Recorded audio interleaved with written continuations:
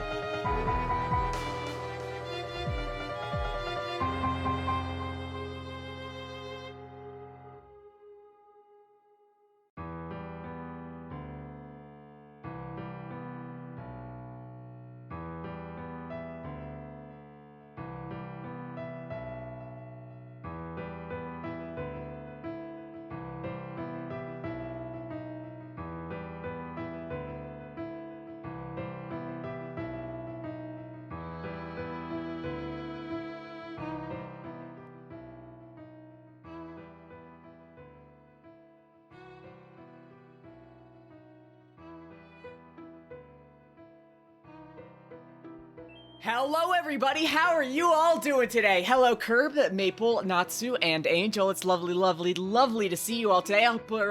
I hope you're all having a lovely Sunday afternoon. I'm so fucking excited for the stream. I've been looking forward to this week. This stream all fucking week. I am out of my fucking mind. I'm deeply and irrevocably scared. You should be. I'm terrifying. I'm a ferocious beast, and you should be threatened. You should be scared. You should be threatened. You should be intimidated. I'm a very scary creature. That's all I'm saying. Also, I will say I am reusing the fucking chat that I made for Library of Verona because I'm lazy. Like, I didn't want to make Huap Jotting de Chrono. Dude, I fucking love... Okay. So tonight we are going to be playing Reigning City Millions Recollection, the brand new game from the devs behind the Chrono Jotter, which is one of my favorite games that I've ever done on stream. It is a game that absolutely fucking... God, I was sobbing like a little bitch live on stream. It's so fucking good. It's genuinely one of my favorite games that I've ever streamed. It impacted me in a way that I didn't really expect from it. I'm really, really excited because from what I've seen, this game seems to be going in it's a lot bigger of a project at the very least, is what I can gather from like the marketing and all that kind of stuff. The game's file size is like 12 gigs, and for a visual novel, that's pretty large. So I don't actually know anything about the game because there's no English. People are not playing this game in English. There is one English review on Steam. That is it. And there is one other person streaming this game. In general, just as a whole, games plus demos. It is not me. I have not played the game yet, so I would not. Oh god, I'm so excited. Oh my god. I didn't play the demo, so I have been... Oh, thank you. Thank you for the follow. Thank you for the sub. I appreciate it. Wait, for 3 months in advance? In advance? Oh my god. Thank you. I appreciate it. Hi, Joy. Hope you're having a good day. I am, because we're about to play a fucking super duper cool new video game. I'm playing Pathfinder, so I can't... You're all good. Have a great rest of your night, Core. It was lovely to see you. I hope you enjoyed your stay. Is this how I do it? Honestly, you can just chill out. I'm booting up the game now because I don't want to delay any longer because I'm just so fucking excited. Emotions floating all around, smoke the pain. I will say the title screen music is a little goofy. Skip the question of once, going on, embracing life with no clue. I would no, I'm not! I just got out the fucking shower, okay? I would never be stinky. I'm not. I'm fucking not, man. Nobody respects me. It's because I'm very scary. They're trying to fucking make me seem like a weak little child, little goo-goo babies. But fuck you. I am an adult who is strong and cool. Fuck, okay, I gotta go grab the soda.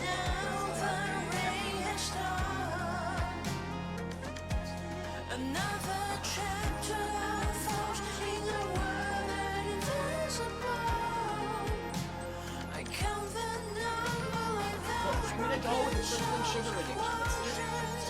That's just how it is.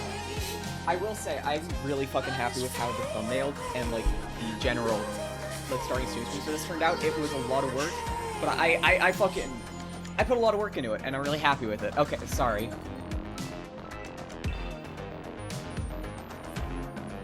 Read it. Okay, we're off to a... Read it.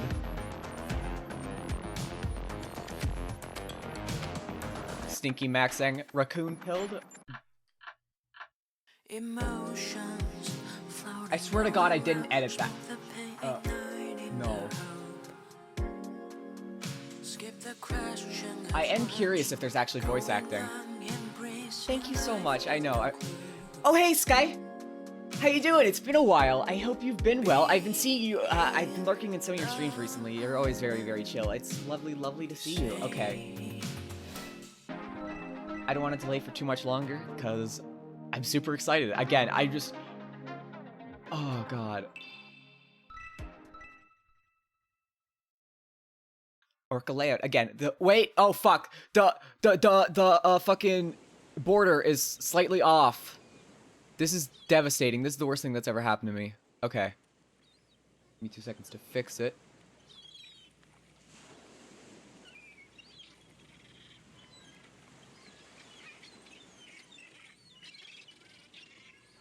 There we go. Problem solved. Alright, have good stream, Stinky Cat. Oh. Okay. The streamer is not locked in. I'm always locked in! I'm always fucking laser focused. I would never get distracted on a side tangent. I'm incredible. I'm just gonna say that. I'm fucking good at my job. I would never... Okay. Also, I did learn that the developers are Chinese, or at least 2P Games, the publisher, is a Chinese-based indie games publisher. But I know during my Chrono Jotter playthrough, I had said that it was Japanese. I was wrong, and I am very sorry about that. I wanted to just go out there and correct my mistakes. So like, I don't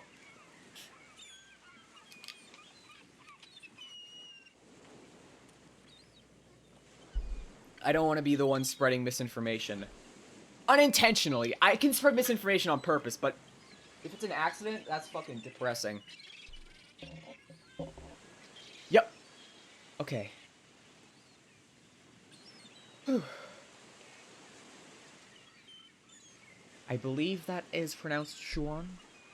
Shuan.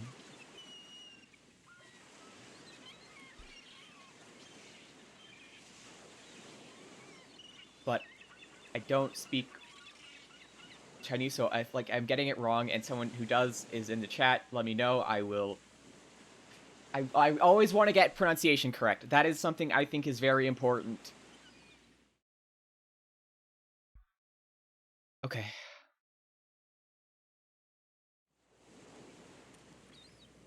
Ryu Xuan conjured an image in her mind.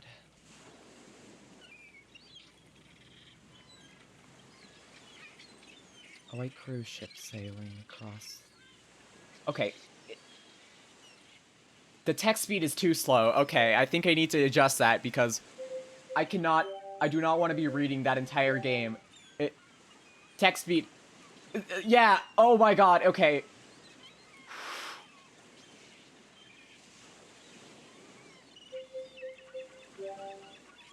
No, save?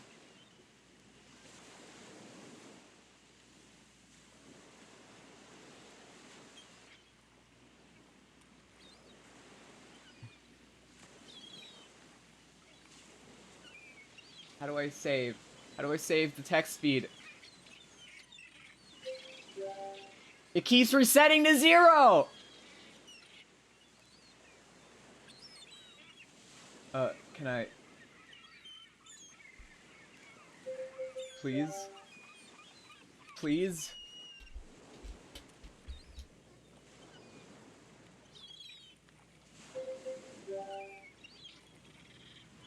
God damn it! What the fuck? Do we need to go back to the menu? Please, text speed.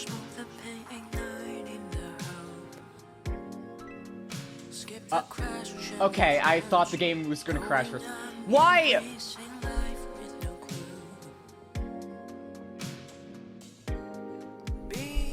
Okay.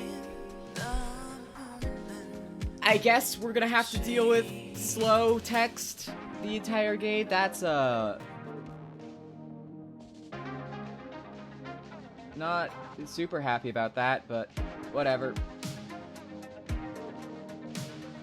Again, the game did just launch, so there might be some bugs. I will say that up front. I am sorry about that. Not much I can do about it.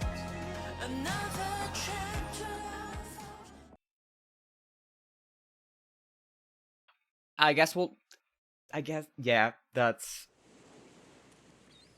part 1. The whole. Liu Xuan conjured an image in her mind. A white cruise ship sailing across the vast ocean, its bow slicing through the waves, creating a melodious roar of water. Flocks of seagulls glided. Flocks of seagulls glided on the currents, slowly drawing near. After the rain, the sun shone brightly, baking the deck that had been washed by the night's storm. Passengers awakened from the tempest of the previous night, now embarking on a new day of life aboard the ship. Suddenly, the leader among the seagulls issued a piercing cry, seemingly beckoning its companions to keep pace.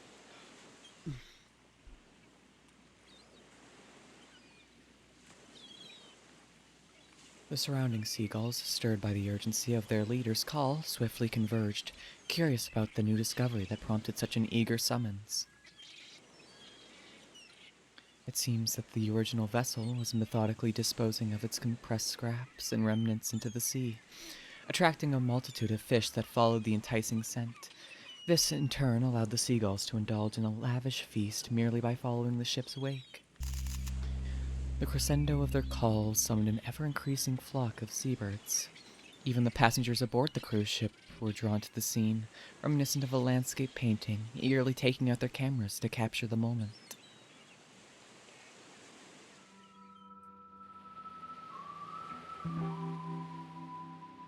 I'm sure that's not at all metaphorical. This is strictly literal and has no relation to anything else. Amid the clamorous passengers and squabbling seabirds, the cruise ship's immense smokestacks languidly exhaled thin wisps of smoke that painted the skies bright and the ocean calm. Liu Xuan recalled the teachings of her psychology professor on how to steady turbulent emotions. Envision a safe, stable sanctuary in your mind. But limit yourself to 3 seconds.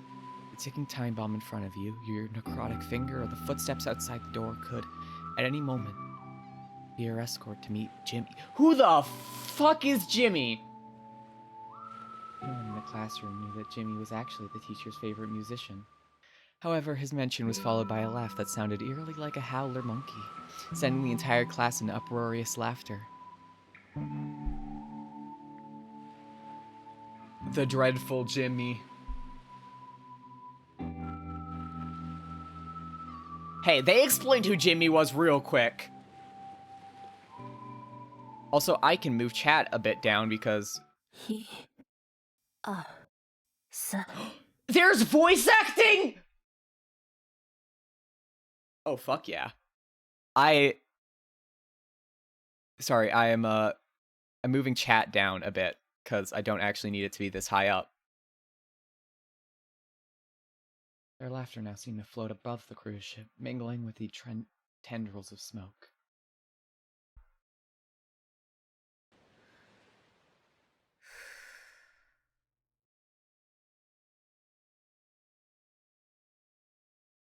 Liu Shuang counted 3 seconds, and her vision, which had been missing for so long, finally returned home. She could see the familiar ceiling above her, but her body remained paralyzed, unable to move, not even her eyes. Suddenly, Liu Xuan heard a distant sound. Liu Xuan felt as if her ears had been pricked by needles, becoming abnormally sensitive.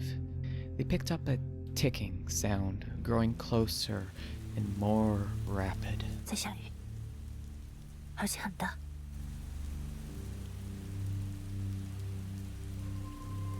I don't know if I should take over English voice acting for the characters or if I should just stick to narration. And I don't know if the game is fully voice acted. So I'm gonna stick with the actual voice acting for now just to kind of get an impression of the characters, but I might change that later. Anyways, hi Star, hello. We are currently suffering sleep paralysis, I think. And there's probably something in the room. Who knows? I'm sure it's fine. I wouldn't worry about it. There's nothing wrong ever in a video game. Liu Xuan tried to sniff, and her belated sense of smell, tinged with the scent of blood, instantly jolted her brain. This also made her desperately want to regain the last sense not under her control. Okay, I need to... The text speed is going to bother me, and Okay. Liu Xuan furrowed her brow, straining to recover her sense of touch. Her efforts soon paid off. She felt herself propped against something soft, with the sensation of sweat-soaked skin against her back. Then, struggling, Liu Xuan managed to lift her right hand to touch her chest, feeling fabric soaked with some kind of liquid. By now, she almost understood her condition, but the scene she pictured hinted at imminent danger. She wanted to control her body, to at least be able to lower her head to survey her surroundings, but to no avail. The vast ocean, the cruise liner, and once more, sunlight made its appearance. Liu Xuan inhaled deeply, the pungent, acrid smell of blood flooding his nostrils, prompting every muscle in his body to tense as if recoiling from the odor, though it also made them easier for Liu Xuan to command. 好，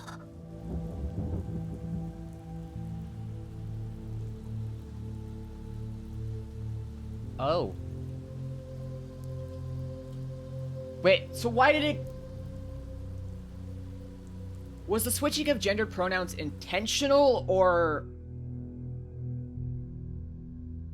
odd? Gender fluid icon? Bi-gender win. Yeah. That can't be good for the property value. The blood? It's fine. It'll come out in the wash. You just gotta get like a little bit of like...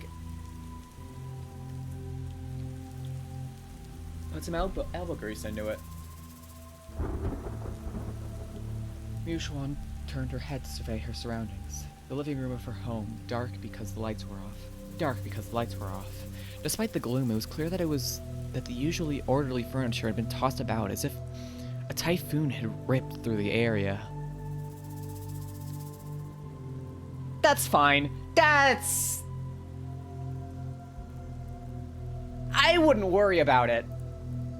The blood? That's fine. That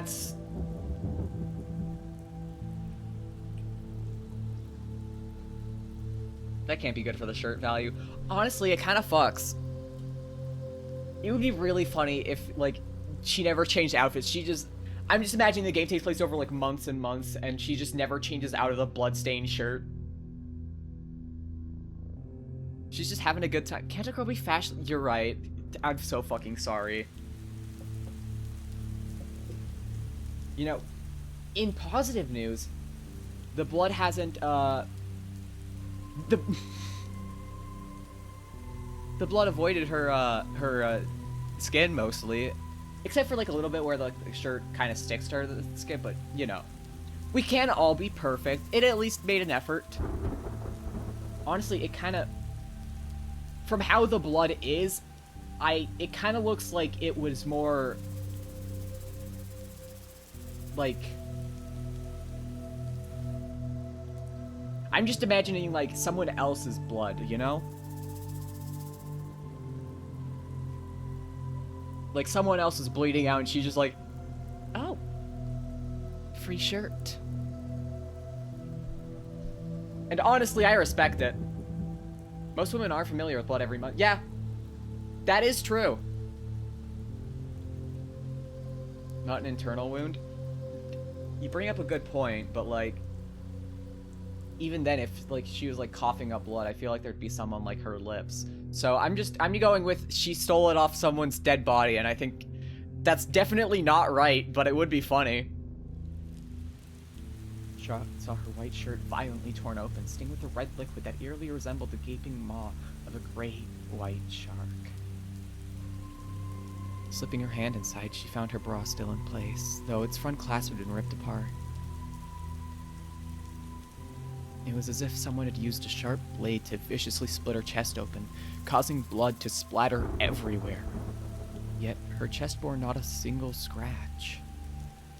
Yushuan momentarily set aside her doubts, pushed herself up from the couch, and immediately heard a thick, dripping sound behind her. She walked a few steps, then turned back to see a blood-red cascade draped over the sofa where she had been seated.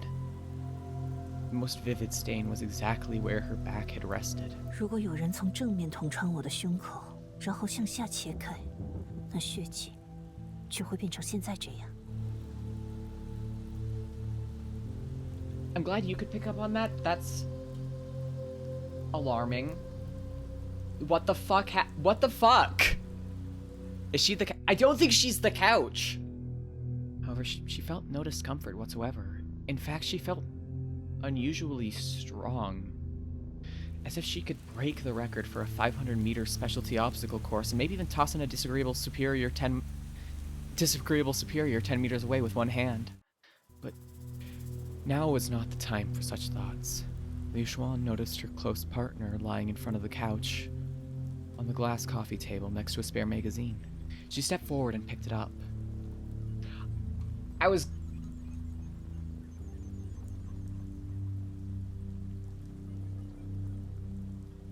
Good for her, I guess.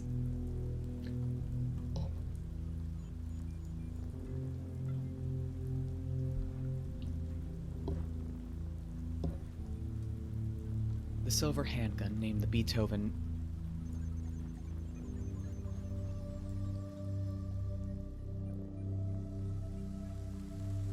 I don't know how to do gun names. It's like 1900 the standard, or like 1900, 1900. I don't know how to say it, because I'm not familiar with literally any guns. I know shotgun, pistol, the types of gun, but as for how you fucking refer to a gun, fucked if I know, man. I've never even seen a gun, and that's fucked up. I want to be held at gunpoint. I think it'd be funny.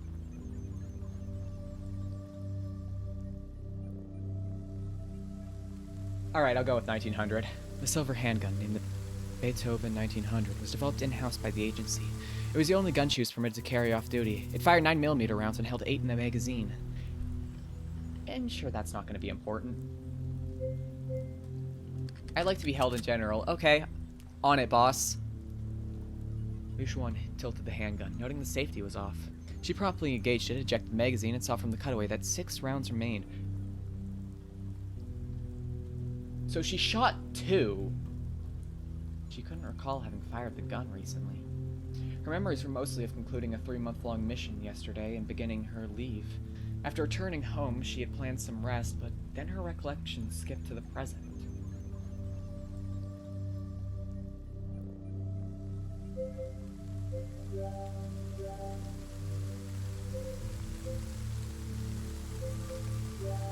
will say, one thing that I'm kind of saddened by is no silly notebook. At least, no silly notebook yet. We might get a silly notebook later that we can use, but for now, we're tragically silly notebookless, and that... I don't know, I think it was a really neat insight into Ron's character, being able to check her notes at any given point, like getting to see what she found important enough to note, like how she would detail character details and stuff. I think that's interesting. Again, I don't want to compare this game too much because it is its own thing. I don't want to be like... The gun is great inside. It lets you sight in on the things you want to kill. But murder's evil and stuff. She reinserted the magazine. As it clicked into place, a roll of thunder echoed from outside. Suddenly, a flash of lightning illuminated the room. Liu Xuan widened her eyes, staring at her left palm. An oval-shaped black hole had appeared in the center, perfectly integrated with her skin, yet it disregarded the natural undulations of her muscle, remaining a smooth, flawless oval from every angle. 伤口还是什么东西贴在上面了。 She's very lax about this. Liu Xuan decided to slowly bend her thumb to touch the mysterious oval. Oh, Jesus! That's so normal!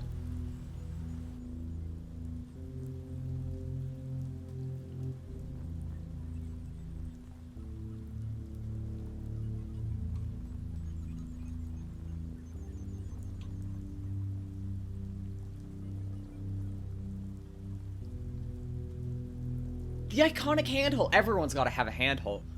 It's good for storing stuff. I keep my water bottle in there. That's what happens when you don't wash your hands. Yeah, you get like a bunch of tiny numbers. I've had like the number 7 on my fucking middle finger for like 6 years. It's been fucked up. It's been evil, and I wish it would like at least be like a good number, like, you know, 2. That's right. I fucking hate 7. That is my new beef. I have beef with the number 7. It's supposed to be a lucky fucking number, bitch. I don't know, man. I'm just rambling. Okay. Suddenly a swarm of tiny black monsters burst from a dark hole, writhing wildly in the palm of Liu Xuan's hand. They climbed her fingers, reached towards the base of her thumb, and then circled back. 7 is a bad number. It is culpable for murder and cannibalism. Ain't that fucked up? She slightly leaned back, yet her gaze remained locked, utterly captivated. The black monsters began to swirl around an oval center, evoking images of primitive cave paintings with simple lines depicting people engaged in eerie, ritualistic dances around a campfire. Liu Xuan's curiosity far outweighed her puzzlement as she watched, mesmerized by the spectacle. As the chaotic dance of the black line subsided, their movements became orderly. They bent and straightened, gradually taking shape into forms Liu Xuan could recognize. Soon, the monsters settled into static patterns, transforming into simple lines. Liu Xuan slightly lowered her head, meticulously tracing the patterns that now adorned her hand. 个十百千万亿，这是1亿。 1, 10, 100, 1,000, 10,000. So we got a timer. Well, we got a countdown at the very least. We have 100. We have 100 million seconds to live. I don't know how long that is. How long is 100 million seconds? I need to look this up immediately.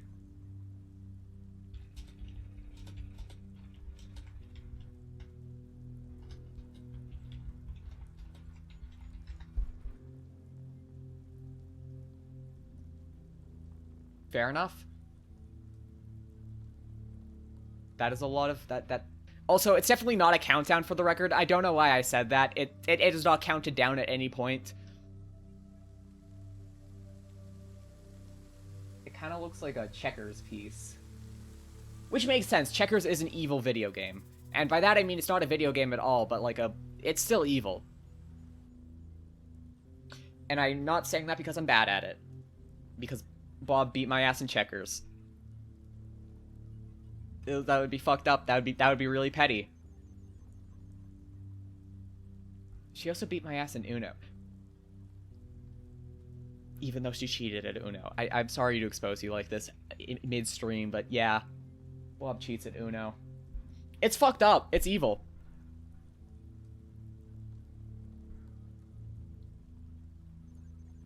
The numbers that appeared in the center of her palm paused briefly before they rapidly trembled and retreated back into the dark oval. Liu Xuan unconsciously licked her lips, only then realizing that they were cracked and bleeding. An overwhelming array of mystery stacked up like a landslide in the fast lane of her thoughts, demanding she take a moment to methodically sift through them. However, before she could even divert her gaze from her palm, another clap of thunder resounded. The table.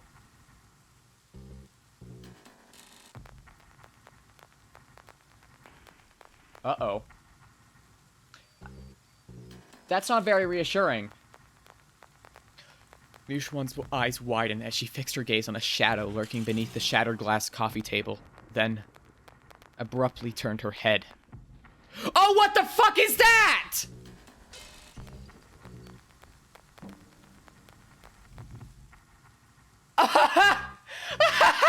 What?! God, that design is fucked up!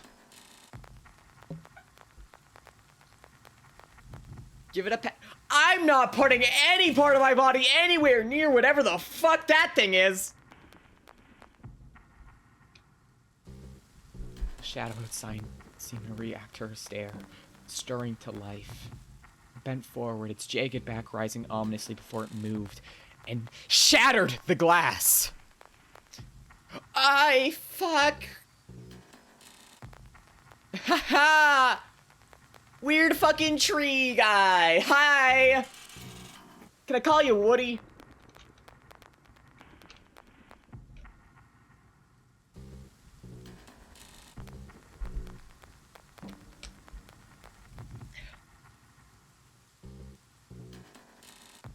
Oh god. Really? You're raiding my house again? At this point you should branch out, you know?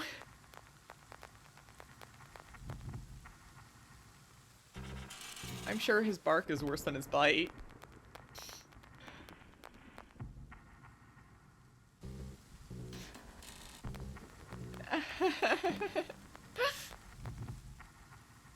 As the sinister shape entered the room, its back scraping the ceiling, Liu Xuan could see its skin cracked like drought-ridden earth. Raindrops fell upon it, absorbed instantly, yet they were far from enough to moisten such a parched form. Along with its unusual figure, a horrendous stench invaded her home. It was a thick, putrid blend of rotting flesh and filth, so overpowering that Liu Xuan could almost hear flies buzzing around as if holding a gathering in her house. Liu Xuan imagined a cruise ship breaking through a filthy sea toward dawn. Oh shit! God damn, girl!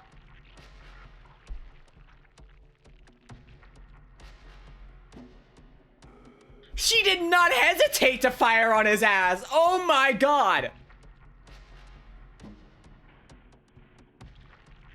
She doesn't play around at all! Call an ambulance. But not for me. Yeah, okay. Yeah. Jesus, she did not even, like, oh my god! Also, by the way, I do want to reiterate, like, they mentioned an agency earlier. I have no idea what the fuck she is. And she referred to a mission as well, so, like... Finally, a locked-in pro-tag. Absolutely love to see it. She raised her gun and flicked off the safety. She fired 2 shots. The unique melodious sound of the gunshots resonated like piano notes, soon followed by the thud of bullets lodging into a thick tree trunk. Oh my god, I was right, he is Tree Guy. The monster, resembling Deadwood, slowed its steps momentarily before collapsing onto the ground.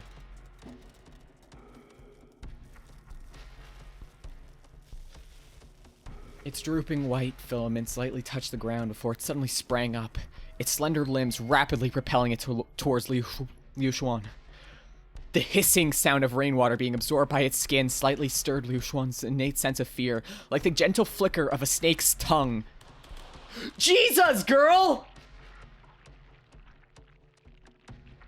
God damn! She does not play around!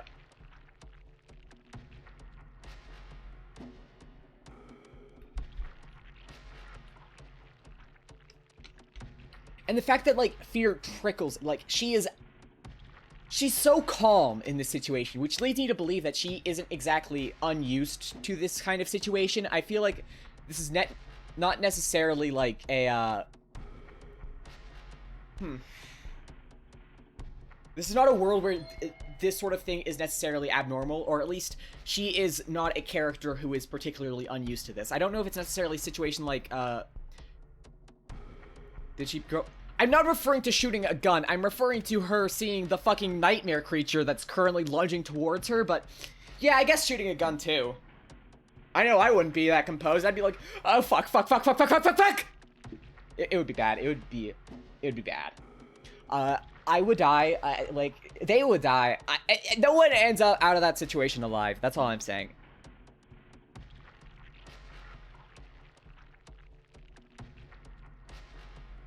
Swiftly, she's pulled a spare magazine from her pocket and reloaded. But just as she chambered a new round, the monster caught up with her and knocked her to the ground, a suffocating stench enveloping her.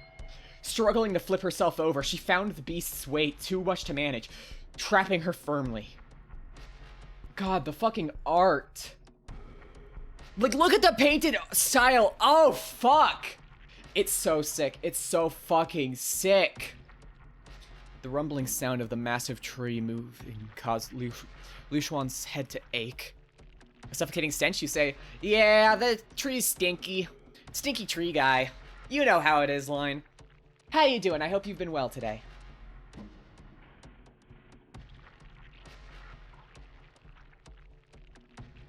The dark Deadwood monster split open its trunks, revealing a dark green diaphragm that writhed continuously. The previously limp white filaments now stood erect like dandelion stalks. Liu Xuan felt the monster grab her right arm, pulling her towards the gaping split. Her mind screamed with alarms. A red flash of danger! I really like her voice acting. Suddenly, the horror she had never felt in her 27 years surged over her like a flood, overwhelming her senses. Oh my god. Adult protagonist in a horror game? Holy shit, we're breaking new ground. In a horror visual novel, I should say. It's not a teenager. It's not a high schooler.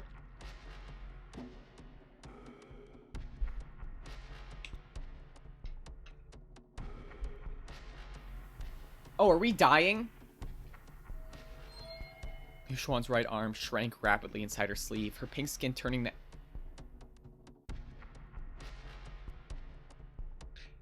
Yeah, you know.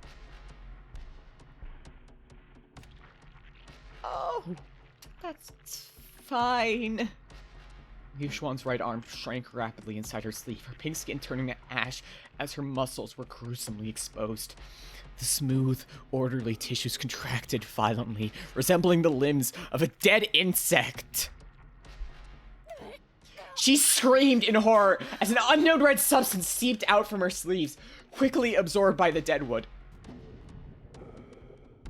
Within seconds, only the white bones of her right arm remained. Meanwhile, the deadwood's withered limbs flourished maliciously, sprouting pulsating black tissues like boiling mud. Reflexively, Liu Xuan raised her right hand to grab it.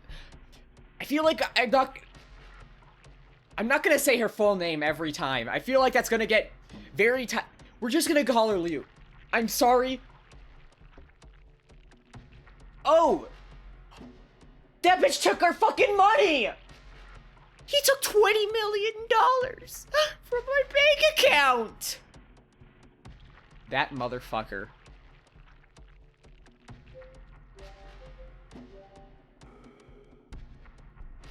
This is the worst thing that's ever happened to me.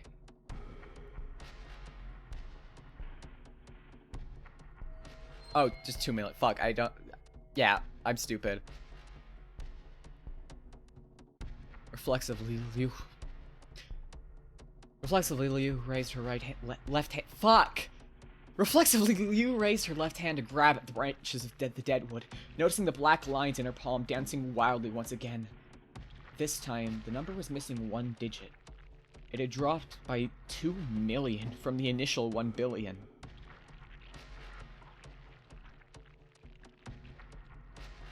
That's fine.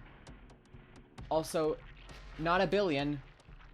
100 million. A billion is 1,000 million. She had no time to consider what this meant, as every second was a luxury while the cruise ship teetered on the brink in the violent storm.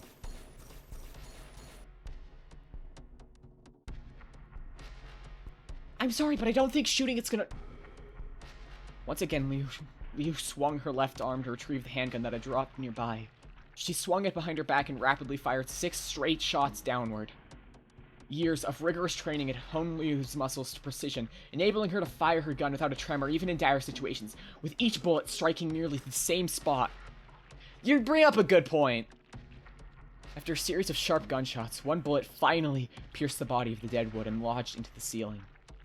This seemed to destabilize the monster, momentarily lifting its body and giving Liu a chance to roll away to safety. She's bad at— I know, right? I fucking love her so far. She does not fuck around. Quickly, she pushed off the ground with 1 hand, leveraging her solid core strength to flip back onto her feet. Once stable, Liu immediately checked her right arm.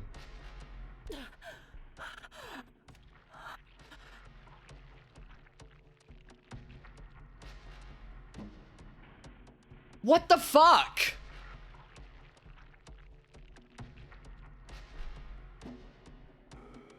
It was unharmed, but the terrifying sensation she had experienced and the vigorous black flesh of the monster were stark evidence that her arm had temporarily vanished. That's so normal! Okay! Yeah, man! Not rip arm, the arm's back! The arm has grown back!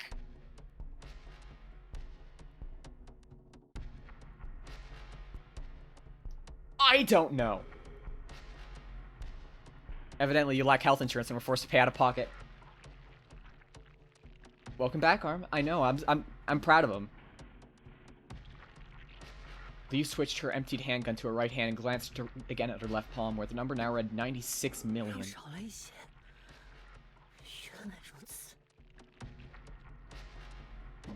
Okay.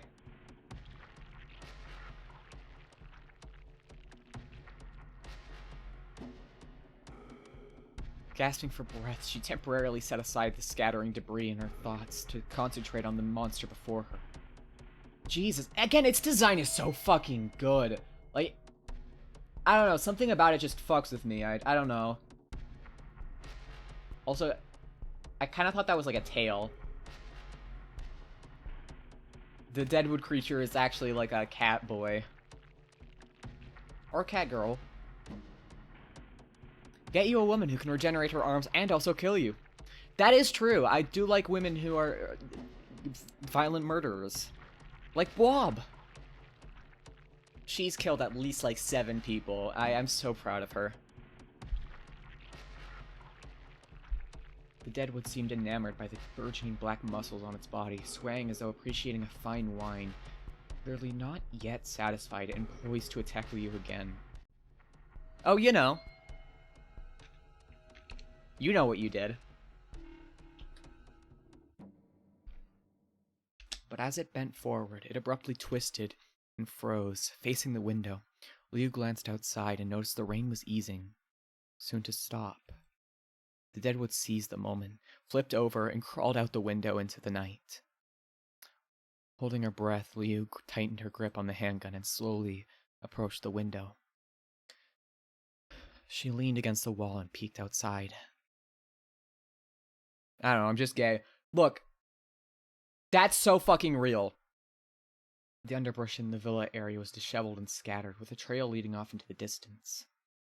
Soon, the rain stopped, and the movement in the bushes ceased. I will say, if the game has full voice acting, that's really fucking impressive.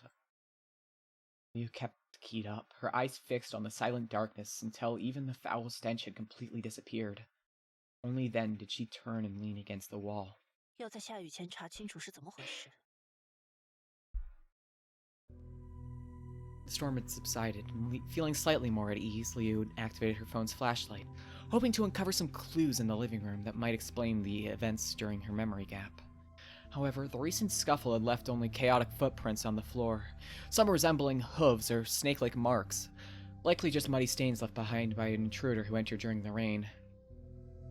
Realizing the urgency of the situation, she quickly pocketed her phone and headed into the bedroom. It's just some dude. Hello, hi. It's me. That's right. I'm in the bedroom. I'm in your bedroom right now. That's where I'm recording this. Not in your walls. That's like that place is way too cramped. You can live in the walls if you want. I can kick you out of your bedroom and take it over, and then you can live in the walls. Fair trade? Fair trade? I think that's a fair trade. I'm glad everyone agrees. There were 2 wardrobes in the room. The left was filled with a variety of clothing reflecting recent fashion trends, and several uniquely patterned and material canes at the bottom. Canes? What are you, 60? The right, when opened, revealed an array of exclusively black garments, resembling a bat cave in its stark uniformity.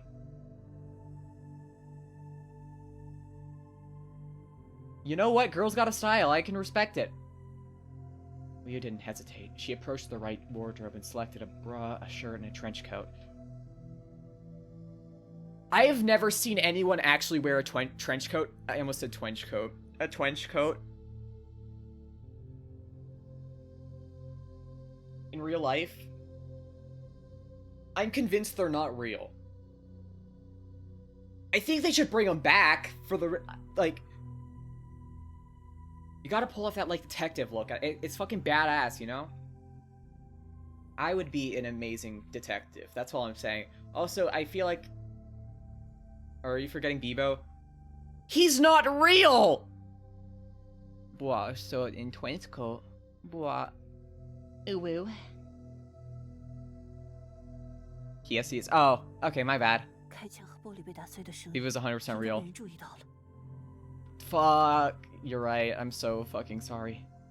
现在先躲开警察，等他们走了再去保安室看监控录像，最好能找到我昏迷那段时间的线索。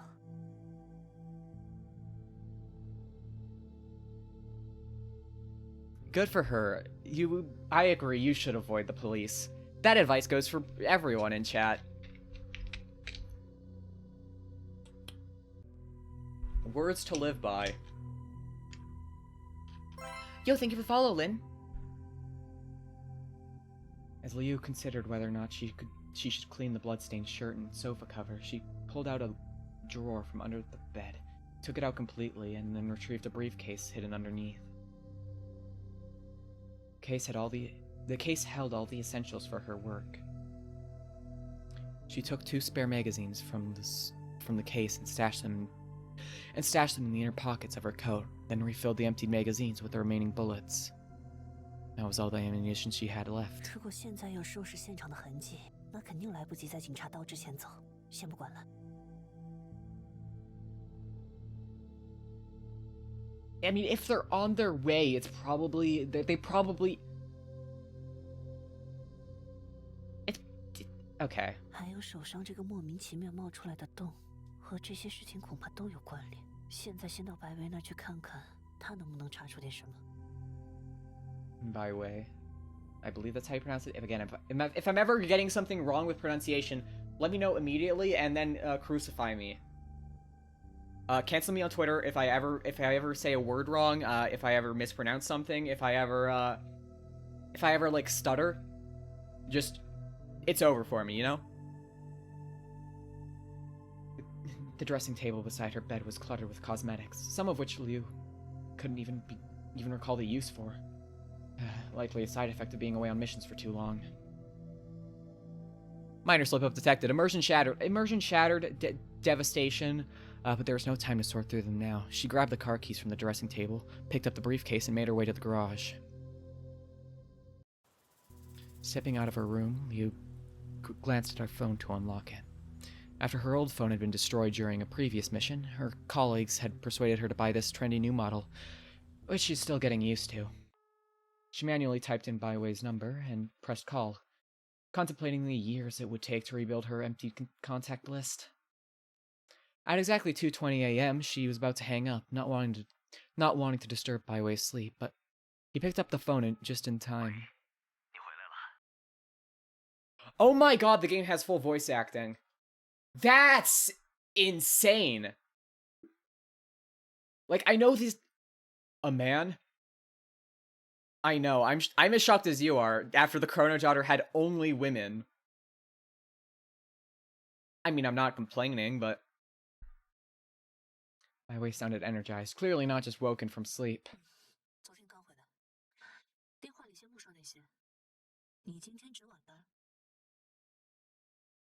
I think the only man was a cat. Oh yeah, Mr. Blood Sculptor. The iconic cat. My favorite character. What a little guy.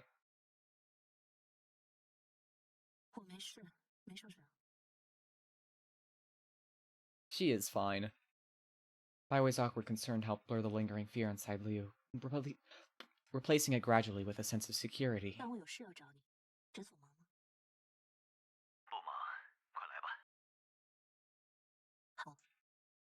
Doctor. There's this weird hole in my hand and it keeps counting down. Am I going to die? Yes. Great. Good to know. Thanks. Leo ended the call, pressing the garage door opener, and waited as the roll-up door began to rise. Detecting a strange smell, the foul odor left by the monster was now more annoying, as her adrenaline had subsided. She planned to grab the citrus-scented roll and perfume from her car's storage box once inside. Just a quick shake and application on her wrists and behind her ears would allow the fragrance to rapidly evaporate with her body heat. As the garage door fully opened, Leo eagerly stepped into her black electric car, ready to drive through the quiet streets of the night. There are a lot more CGs in this game than I was expecting.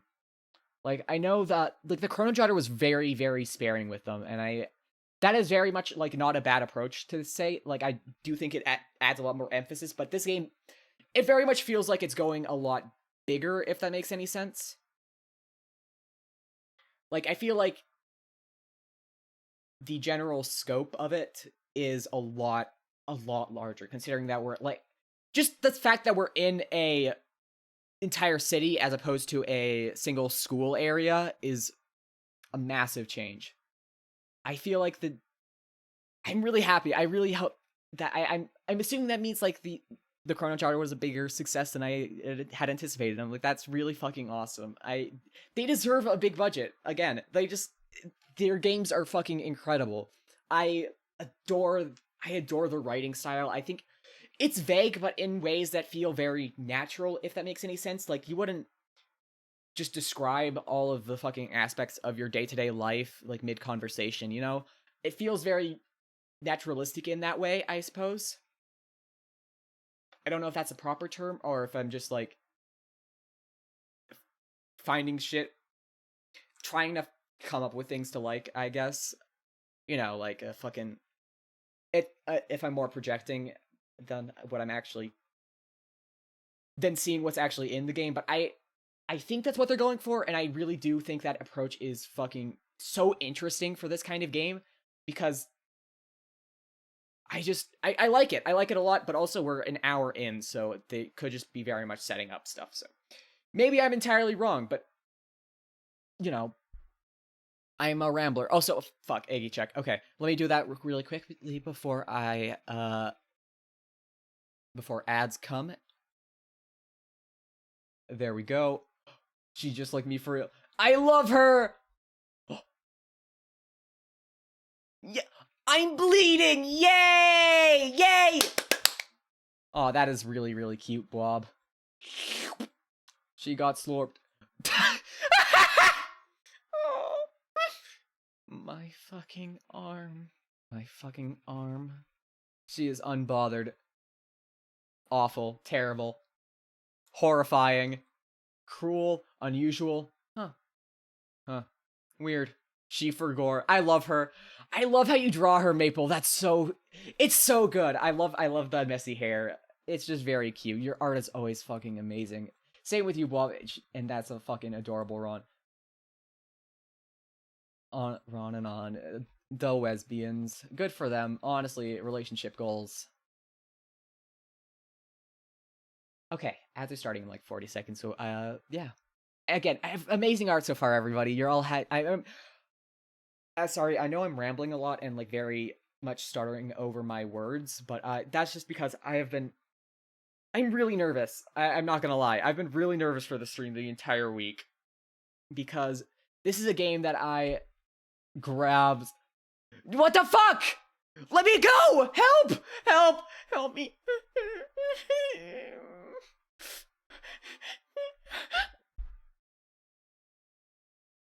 I'm trapped forever. $20 for sale. You're selling me!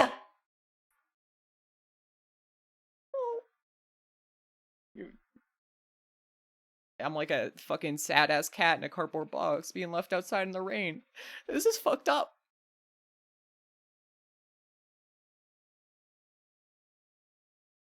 Comes with free cat. Yo! Let's go! Hell fucking yeah. Is it a good cat, though? Like, what breed? Oh my god, it's me. The circle is a cat.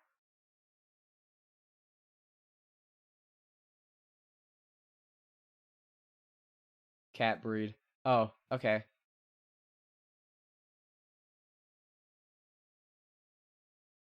Escaped. Yeah. Sorry, I am free. They can't lock me down. Get him! Fucking try it.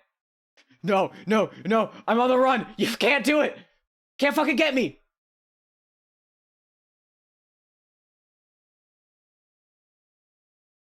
I'm so fucking sneaky. Look. You win. Yay! I won! I'm so proud of myself. I worked really hard on that victory. I really deserved it and won. I fought really hard for it. Anyways, okay. Well, as we're running, I'm going to go get some water. And by that I mean I've got water, but like since ads are running, I don't want to ramble too much, so I'm just gonna real quickly top it off because I don't want it to run out midstream, and that would be depressing. Because then again, this stream's actually been pretty nice on my throat overall, but my fucking headphones fell off the table.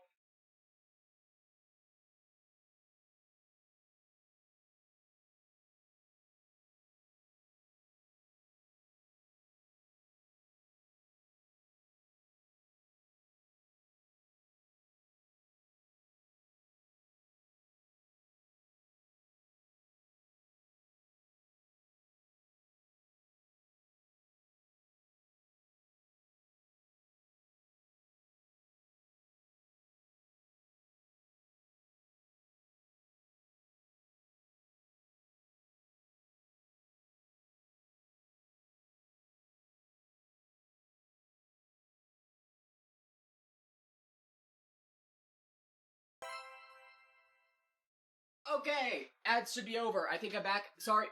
Oh god damn it! Someone followed during the ad break. God damn it! I'm sorry. I'm normally here. I'm not normally missing in action midstream. I swear to God. Ads were running, so I went to refill my water. I'm sorry. I feel bad about it. But hello, welcome, all Newt. Newt. Whoa. Scared the shit out of me. But yeah, Eggy checked. Let us return to the video game. I've been really fucking with it so far, though. I really, really adore the game. Like, the art is so fucking pretty. Like, wait a fucking second. Is she driving a fucking Tesla? God damn it, girl. Probably not, but that's what, like, the fucking letter fucking logo reminded me of. I haven't seen modern car. I don't drive. I take public transportation. I think I've been inside a car like 5 times, and one of them I almost crashed. So I don't do cars. Not a car expert.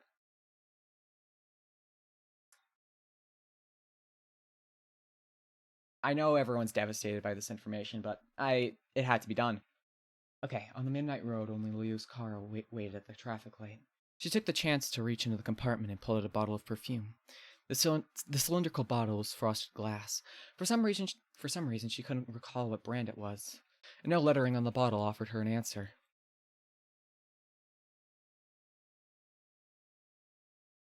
Huh? The game's audio cut out? It must have been on the box. Okay, so she didn't think much of it. The bottle was nearly empty, and she was indeed in the habit of wearing perfume. She popped open the cap, letting the rollerball glide across her wrist and neck. At once, the fragrance of rosemary mixed with lemon and neroli and rose began to spread. And with it, the cruise ship in her mind finally reappeared, sailing once more across a calm sea. The sight filled Liu with a composed serenity. I like that image, like that visual motif keeps reoccurring. I really thought I'm gonna be so real, when I started the game, I really thought the game was gonna be taking place on a cruise ship.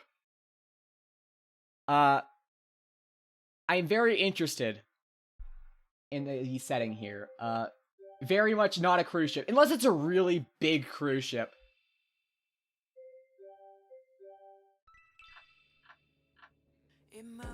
Okay, I just wanted to check to see if audio is working.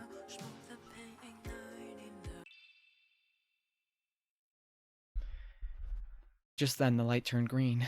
She pressed on the accelerator and continued towards the clinic. She disliked the thought of dragging Mr. Byway into this inexplicable matter, yet, given her present predicament, this was something I had to do, wasn't it?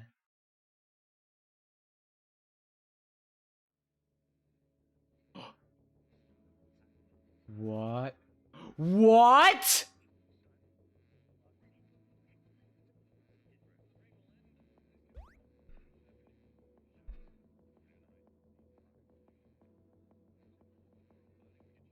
There's, like, exploration? Well, kind of. The hole. Also, this UI element. This UI is really fucking nice.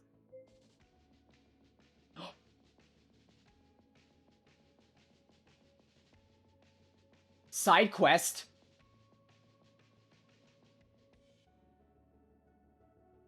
There is a notebook! Okay, it's a phone, but I'm happy. I'm happy. I'm really happy. Okay. This is a big day for me. I don't care.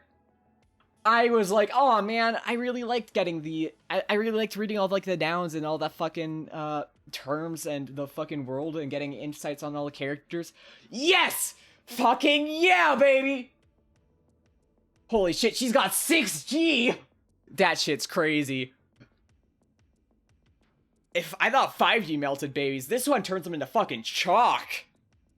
I'm just thinking that fucking, what's that deep fried image where the fucking, it's one of those conspiracy theory images where it's just holding like a flip phone and the baby's just fucking, I fucking love that image. It's just, I don't know why it's really funny to me, but it very much is really funny to me. Anyways, okay, I want to read out all the optional content now that we have it. Liu Xuan, My earliest memory is of a room in the orphanage, its walls adorned with wallpaper depicting blue skies and white clouds. There, I felt enveloped in warmth and love as I grew. When I was 14, an agency seeking children with straightforward backgrounds approached the orphanage, and I was chosen. My surname had even been given by one of the orphanage's benefactors. Somehow I felt it was my destiny to take on this job, whose details were still unclear to me. So, without much reluctance, I decided to leave the orphanage and follow the agency, a path that has led me to where I am today. I like voicing. I feel like she's... I don't know if the voice I'm doing for her is very accurate to how she's portrayed in her actual voice acting, but I feel like she's very calm and composed. The phone not only organizes unsaved numbers as unknown, but can also do the same for some unknown one. But can also do the same for some known ones. A feature I find exceptionally useful. When I discovered it, I promptly used it to anonymize a contact whose identity must remain concealed. Now I find myself in dire need of his assistance.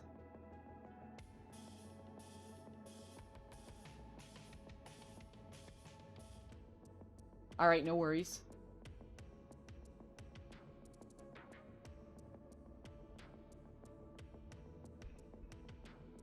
Heading to Byway Private Clinic for help. The moon is bright tonight, prompting me to restart my journal. I first started 5 years ago, when up until last month when I lost my old phone in an accident. The loss of so much data disheartened even me.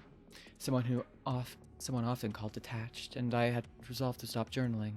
However, the fear and confusion stirred by tonight's events have compelled me to document them again. Whether transforming memories into visible text can instill confidence in me or reassure me that my experiences were not just nightmares.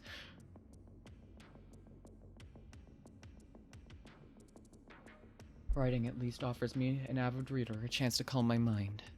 Bloodstains on the sofa, a black hole in my palm, blood writing in the air. Foul-smelling dark wood, and an arm that withered and then instantly revived. Returning to my home in an Egret city after 3 months, I encountered a series of bizarre and supernatural events on my very first night back. Unsure how to handle these incidents, my immediate plan is to meet with Byway and have the anomaly in my palm examined at the hospital, hoping the fortress of science and reason can help me confront this tide of mysteries and eeriness. Cool.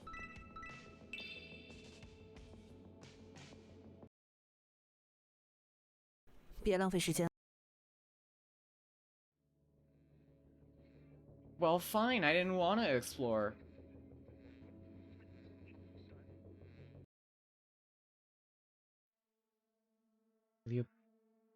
Leah pushed open the frosted glass door of the clinic, and immediately spotted Byway with his back to her, meticulously arranging medical supplies on a metal rack beside the hospital bed. Unsure of what injury she might have, he prepared a variety of medications and a large stack of white bandages. 哪儿受伤了？躺下来吧。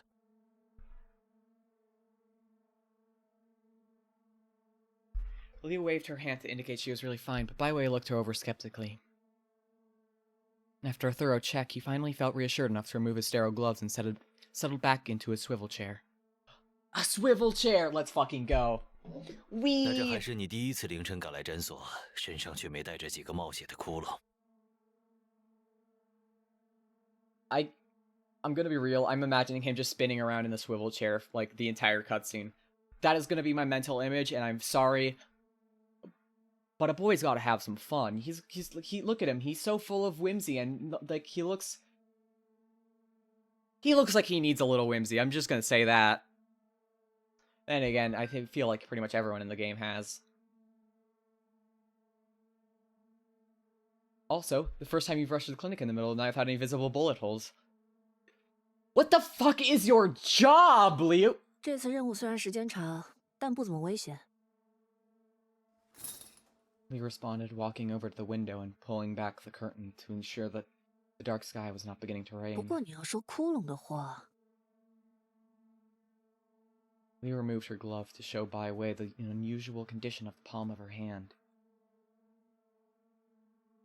Hey, wanna check out my hole? What? She works at retail, clearly. You know what? Yeah. I consider everyday working retail a mission. By the way, now 47. I previously studied in Holy shit! That's where I live! That's so cool. That's during a time of frequent large-scale protests and riots.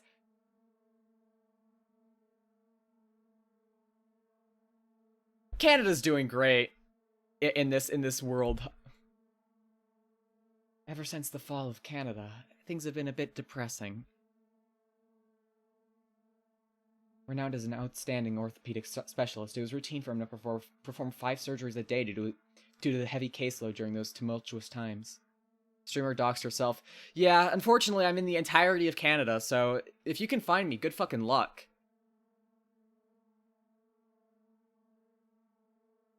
After the situation had stabilized, 7 years had swiftly passed.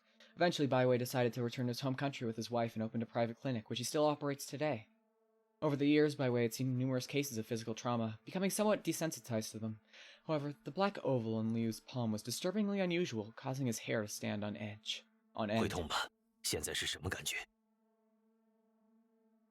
Byway grasped Liu's wrist, leaning close to inspect for any signs of the black clips tearing through her palm, but he could discern nothing.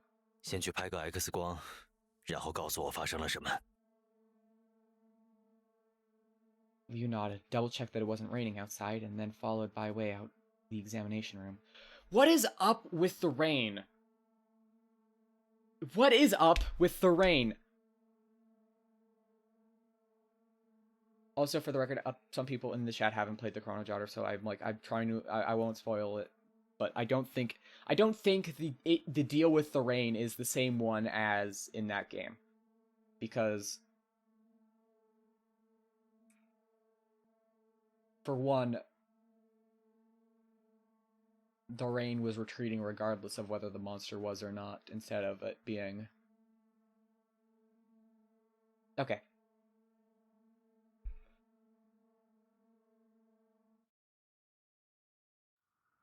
On the other side of the city, several police cars pulled up in front of Liu's house, their red and blue intertwined lights constantly swirling and scanning by way of explanation. Oh my fucking god.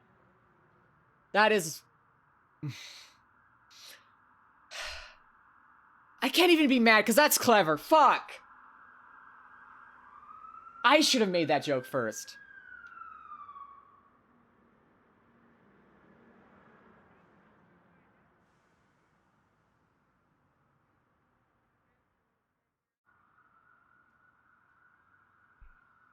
Residents were poking their heads around the windows in their robes. Apparently, the sleepiness of the early morning hours hadn't dampened their excitement to get together at all. The officers from the criminal room. That's scary. I think they're called jails, but you know what? You do you, man. We're talking and laughing, seemingly having only arrived not long ago and still making preparations before forensics.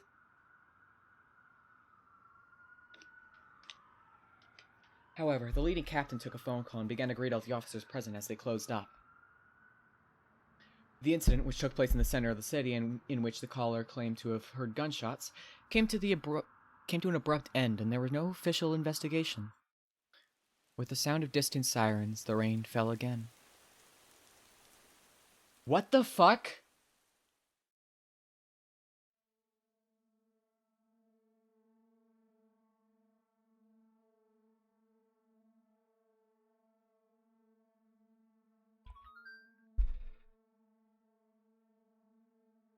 Well, now I'm dead. I'm dead too now, so I guess we're both fucking cooked. I don't know what to tell you.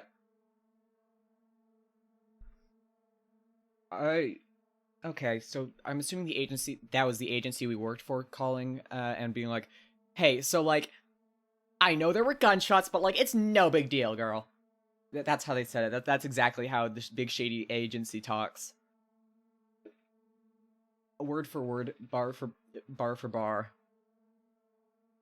After sharing her harrowing idea, ordeal, fuck, or bleh! After sharing her harrowing ordeal, Liu knew Baiwei would need some time to digest it all. She leaned against the clinic's window, making a call on a basic phone to her boss since the police had visited her home. The loud noises from her confrontation with the deadwood monster had undoubtedly alarmed the property management, who likely decided the best course of action was to check the situation, then call the police.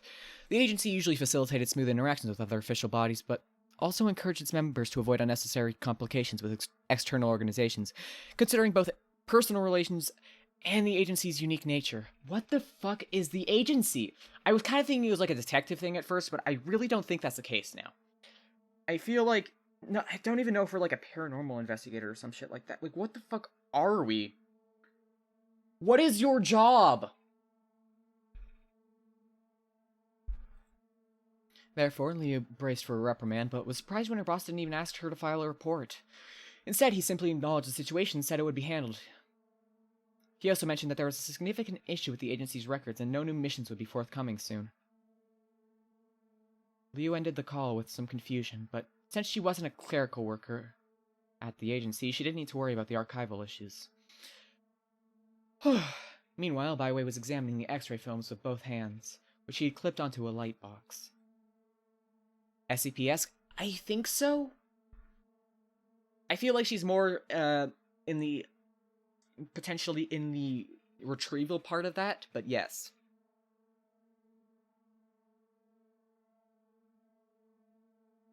That is maybe what I'm kind of thinking.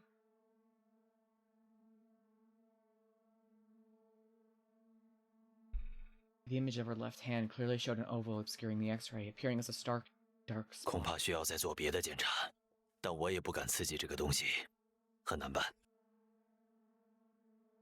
Question: Can you put something in the hole? Yu nodded, pondering her next steps if she couldn't find help here. 除了我之外，还有人经历过同样的事吗？我有个皮肤科的朋友，见多识广，我会去问问。Ah, dermatologists, of course. They're known for mysterious hand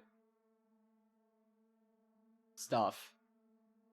That I don't know, man. 这段时间你别乱跑，待在路程等消息。谢了，老白。先不说这些，你坐下。Liu sat across from Baiwei and immediately noticed his lips twitching unnaturally, a sign of his nervousness from her past encounters with him. 精神科的事我不了解，只能简单问你几句。我，精神科。你说的话我都相信，但是 No, you don't. Baiwei leaned forward, clasping his hands tightly. 你刚才提到的枯木，那显然是一种很奇怪的生物，那种体型很难在城市里隐蔽行踪，以及你的手臂和它突然长出来的肌肉，我也无法理解。It's fine. I wouldn't worry 在 about 此之 it. 前，你从没见过这种东西吧？没有，我是第一次碰到。Okay, so that throws out my guess. So she hasn't dealt with this kind of thing before. She's just normally that fucking chill. I mean, fair enough, girl, but damn, she's locked the fuck in. I could never. Also, I do want to say, like, I love the painted fucking aesthetic. Like, it almost looks like the hand here. It almost looks like a photo. But if you look closely, you can see like the brush strokes. I think that's fucking so sick. Like, genuinely. 我知道，你这行的人面对突发情况有办法保持冷静，但这次跟以前可没法比。绿雪，你明白吗？这已经不是心理素质的问题了。你现在给我的感觉不太对劲。And what gives you that impression? Liu nodded, recognizing Baiwei's concern. 但现在能保持冷静，算是救了我自己一命。所以这件事先…… Uh-oh.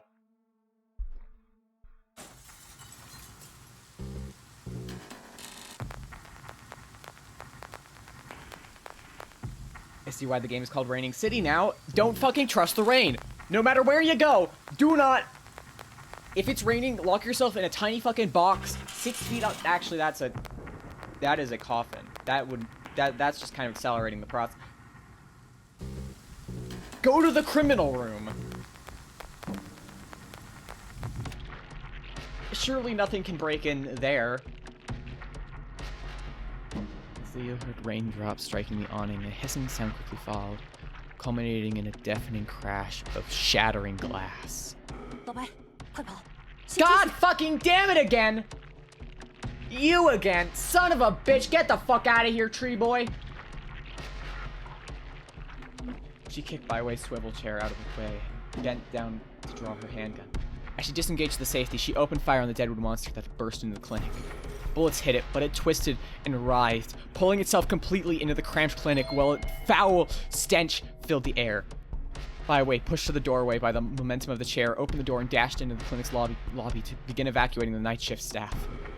In the bright light of the clinic, you could finally see the monster clearly. It was less a monster of deadwood and more a black, withered skeleton, uneven and gaunt. Now lacking muscle, nerves, and organs, all of which seemed to want from Leo. She's so fucking cool. She's so fucking cool, man.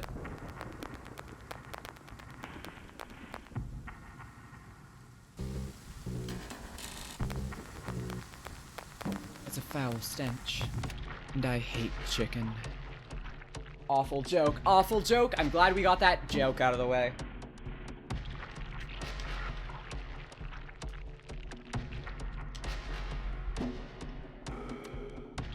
He fired off 4 remaining bullets without hesitation, quickly swapping the empty magazine for a full one she had ready and prepared another round. The monster seemed overwhelmed by the one onslaught. It thrashed, its black muscular parts flinging a large medicine cabinet towards Lee. The heavy metal cabinet, mixed with shards of glass, hurtled towards her. Forced to cease fire, she dodged the cabinet, but a flying medicine jar almost tripped her, causing her to stagger. Taking advantage of her momentary imbalance, the deadwood monster leapt towards Lee, charging directly at her. The impact hit Liu hard in the chest, sending her flying out of the clinic like a stunt actor on wires. She tumbled to the ground, quickly regaining her footing and sprinting towards a nearby storage room. As she ran, she noticed several gashes across her chest where the monster's branches had struck her, with blood slowly seeping out. Glancing back to make sure the deadwood monster hadn't followed, she checked the palm of her left hand. Thankfully, there were no wildly dancing numbers this time. The monster, typically aggressive, hesitated and moved cautiously. It coiled its body and crept slowly into the storage room, its head-like structure swaying unnervingly. Liu contemplated attacking the clump of black muscle again, hoping it might be more effective, but she suddenly noticed something odd about the monster. 不对，他没看着我。 The deadwood wasn't alert to her gun. Instead, its curled body was aimed slightly to the right of her. Keeping her gun aimed at the deadwood, Liu quickly balanced, glanced to her right. From the shadows. What the fuck is that? Oh, that's sick! Oh, we got an achievement. Beloved Beast! Our first achievement! It's dangerous to go alone. Take Palion! Oh my god. It's a friend! From the shadows, a monster that was almost, but not quite human approached her. It had a face eerily similar to a human's, and from her angle it seemed to be smiling. The monster swung a thick tail nearly a meter long, its body covered in pale, fine hair and sported long gray hair, looking almost human. However, its lower half had the bent legs typical of a feline animal's. It's a cat girl! Let's go! Finally! Finally! A big day for me. I'm thriving right now. Mew slowly backed away, but the pale monster sped up its crawl towards her, clearly targeting her. Compared to the terrifying appearance of the deadwood monster, Leo felt a strange fondness for this white being. It looked somewhat cute. We're learning a lot about her so far, and I'm liking it. That thought lasted only a moment. Oh, Jesus, fuck!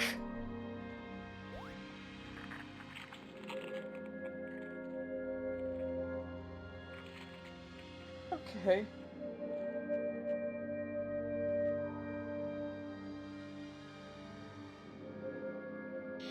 Okay.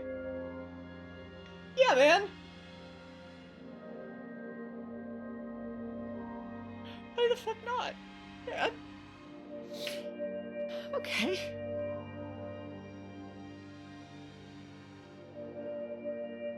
The pale monster turned its face, devoid of eyes, toward the ground and opened its mouth.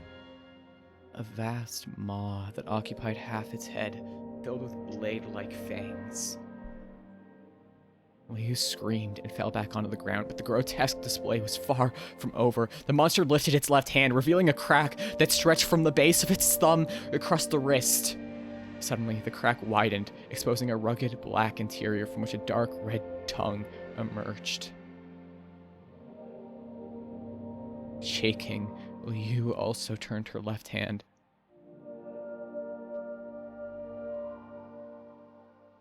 The black oval remained unchanged, but the connection between her and the monster was unmistakable. The monster then turned its attention to the wounds on Liu Huan's chest. It bent forward and began crawling toward her on all fours. 别过来，不许动，否则我要开枪了。 Liu warned, perhaps unnerved by the monster's disturbing human-like appearance. However, it ignored her warning and accelerated its pace. Before Liu could raise her gun... Sorry, I got distracted. You're all good. We got a friend! Yippee! Big day for us.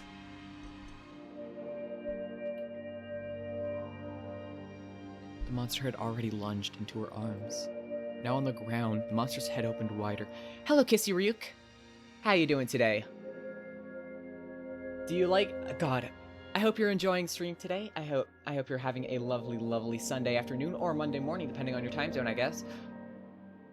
But man, I'm doing good. What's this? This is Reigning City Millions Recollection, a game, incredibly interesting horror visual novel from the devs behind the Chrono Daughter, which is another incredible, absolutely phenomenal visual novel.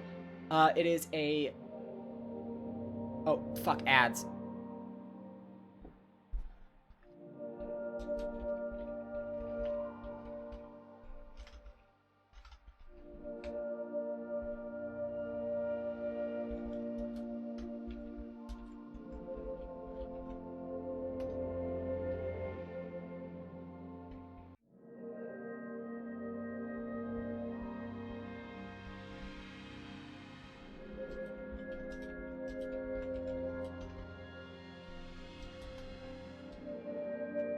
Okay, man, I'm just trying to figure out how to explain this game so far, because it's got a lot of mystery so far. I don't know how...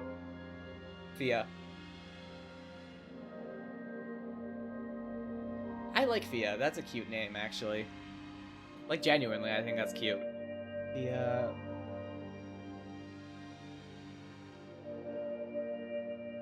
It's... Okay, I'm trying to... Honestly, the way the hair kind of fades, like, curls out like that, kind of reminds me of, like, I feel like the design is very much going for something almost... Combined with the music, I feel like it's going for something very almost angelic, if that makes any sense. I don't know if that's necessarily strictly accurate, but... I'm very much getting, like... The framing of it feels very much like the wings of an angel, if you kind of... Wait, what is the relationship between this and the Chrono Daughter? They are done by the same developers, Orca Layout, published by 2P Games. Okay, welcome back. This game has been very, very interesting so far. Okay. It is a horror mystery visual novel from the developers of The Chrono Daughter, which is another incredible horror visual novel that has like some fucking amazing storytelling. It genuinely made me cry, like a little bitch. I highly recommend it if you're into like, if you're into murder mysteries, if you're into like more eldritch horror, if you're into like a interesting I think one of the best depictions of schizophrenia in any media that I've ever seen. Like, oh god, I fucking love it. I genuinely adore the Chrono Daughter, and this game has been absolutely incredible from the same developers. It is very much eldritch horror in a lot of senses, but so far we're still in the early part of the game. I've only just started it, so we're about an hour in. We have got a hole in our hand. We're being hunted by monsters, and we've got numbers. Saw Yaoi in the tags. One thing that comes to mind. Shoutouts to Yaoi and Yuri. I feel like the Chrono Daughter also had a lot of Yuri. It had girls kissing.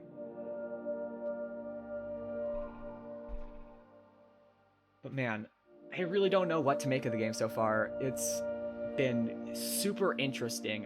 We don't have many answers yet. In fact, we have next to none. So we're kind of just following along with the story. For those of you who don't know me, I'm Joe Curbs. I'm a voice actor. Waiter, more Yaoi. I'm not there yet. I'm so fucking sorry.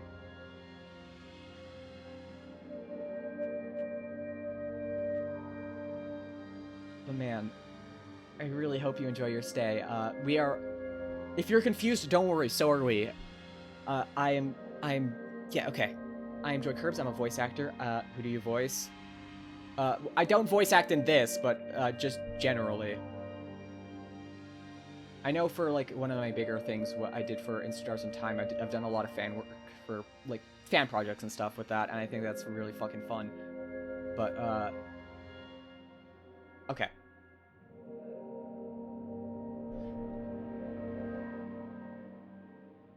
Now on the ground, the monster's head opened wider, and its thicker, more agile tongue licked at Leo's bleeding wounds. Running along the surface of the tongue were black lines identical to those on the palm of her left hand. Like in any show, I have not done any TV shows, I'm sorry. I would love to, for the record.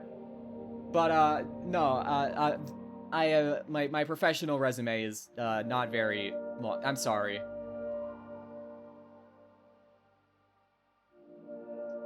I've done commercials, but, that is about the extent of it. I have auditioned for some stuff, but I haven't heard back yet. It's one of those things. Hopefully someday. Yeah.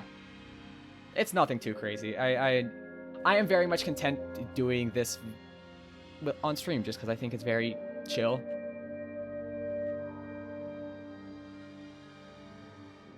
What's a skeleton's favorite type of road? Fuck. I'm famous! The commercial. Fuck, I feel like I should see this one coming, but I don't. Shit.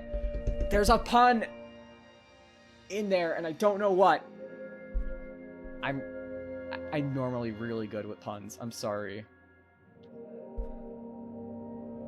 But okay. A dead Fuck! That's good. That's good.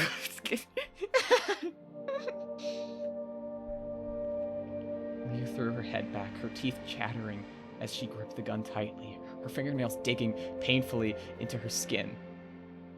Then it's a soap opera. Ugh, I tried eating soap once. It's not good. The deadwood monster, seemingly unable to restrain itself any longer, suspected that the pale intruder was there to steal its prey. However, with the chance to restore its own body so close, it wasn't about to relinquish its opportunity. It had spent too much time in the sewers, subsisting on filthy water. The pale monster acted first. Organs on either side of its head suddenly opened, and the next instant it darted beneath the deadwood. What happened next was something Leo could have never imagined. Oh shit! Accompanied by the sounds of cracking wood chips and the heavy tearing of bark, the pale monster began to feed. Its massive mouth, positioned atop its head, tore open the Deadwood's body and started to devour it. Are the monsters Canadians? They might be! This too is Yuri. This is the legendary Yuri of legend. Oh yeah, I really hope you enjoyed the game, Ryuk.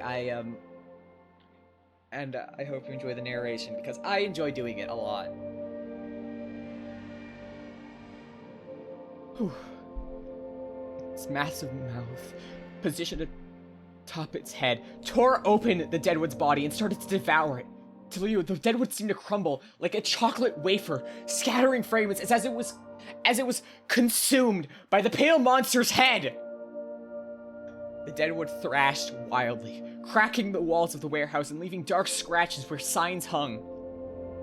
Meanwhile, the small predator used its strong tail to stabilize itself, treating the Deadwood's resistance as if it were merely the swaying of a revolving restaurant, and continued to gorge itself. Its left hand even reached directly into the horrific crack in the Deadwood that had been feeding on Li Huan's right arm, extracting soft tissue to stuff into its gaping maw. That's so normal. We're having a good time. Liu slowly stood up, leaning against the wall corner. Debris scattered around her, and black fluid from Deadwood's shattered body pooled at her feet. She gripped her handgun, unsure of what to do next. All the knowledge and skills she had seemed useless against this surreal scene. The small weapon in her hand was her only support, but if the pale monster turned its appetite towards her next, would the handgun really be effective? Her mind briefly conjured a terrifying scenario. An earthquake struck the sea where the cruise ship sailed. Massive waves swiftly rose and morphed into the shape of the pale monster, effortlessly slicing the cruise ship in half. 3 seconds later, Li Huan was jolted back to reality.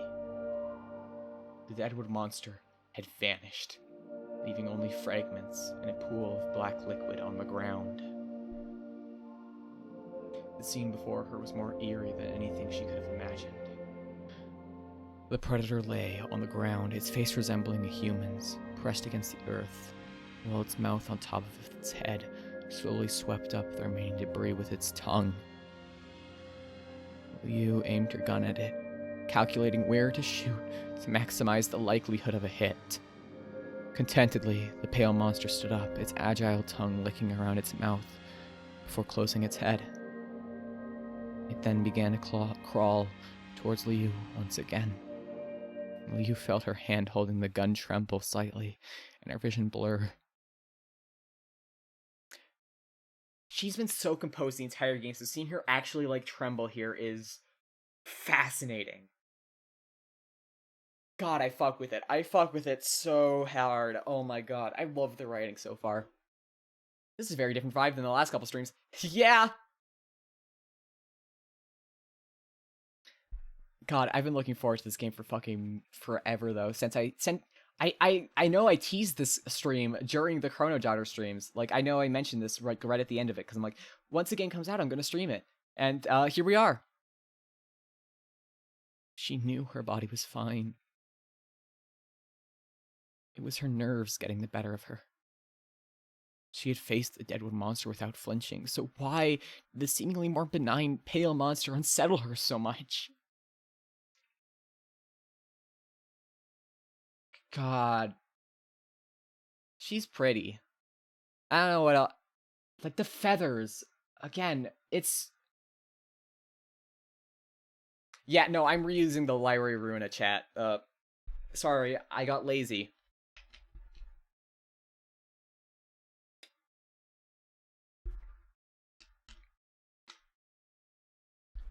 The monster paused in front of Li Huan.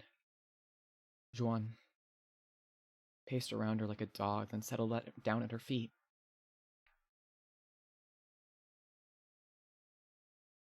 It folded in the appendages it had previously extended, now seemingly completely relaxed. Liu rotated the gun towards its head. As Liu considered whether she could have handled the deadwood monster alone had this pale monster not appeared, she questioned its intentions. Was it hostile? Should she ignore the resemblances it bore to her? Wait, what?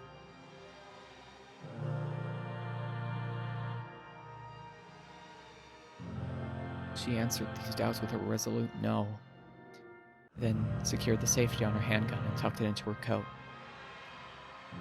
Carefully, she bent down and reached out to touch the pale monster's fur. Oh, the full design is sick! The fucking creature! The creature feature, featuring the creature. Oh my god, I like her. I want to give her head pats.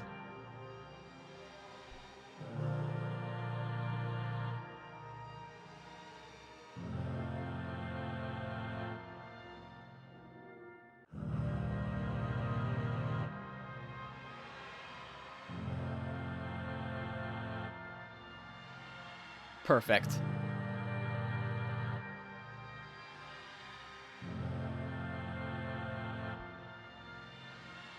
I think it's fluffy.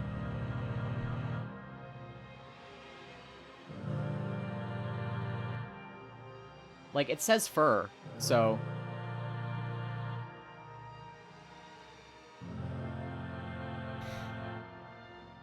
The moment she made contact, she felt the warmth of a living being and the rhythmic thumping of its heartbeat. What animal inspo is here? They did compare the legs earlier to a feline, but I feel like dog is kind of the biggest one, with like the tail, I think, is the biggest indication.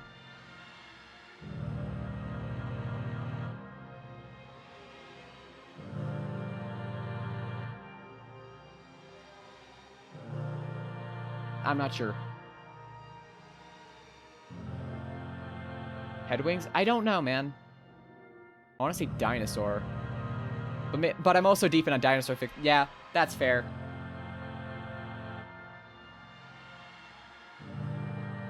The moment she made contact, she felt the warmth of a living being and the rhythmic thumping of its heartbeat. A familiar, comforting sensation that slightly narrowed the distance between them. Gradually, Liu placed her hand on the monster. In response, its thick tail rose quietly, pressing against her back to support her weight and curling at a comfortable angle to allow her to sit and rest. The seemingly friendly monster extended its neck and turned its head to gently touch Liu's cheek. The hard ridges around its massive mouth scraped uncomfortably against her skin, but she dared not move abruptly, choosing instead to reluctantly appreciate this dangerous act of kindness. God, this game is so fucking sick so far. I have so many questions, but oh, I love it. It's so...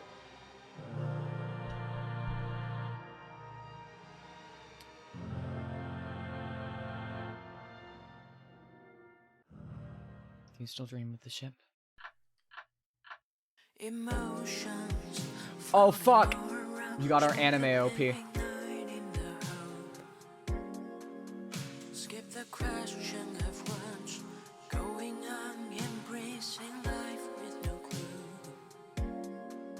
It's chill. That was that. Yeah, no, this has all been the first hour.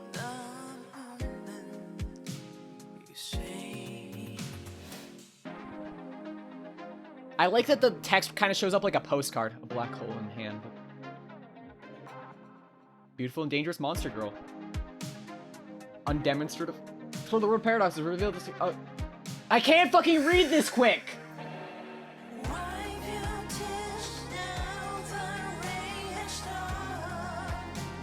I actually really fuck with the music video here.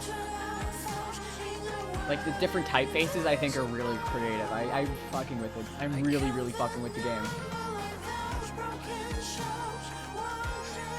Oh, that's an eye. Hi.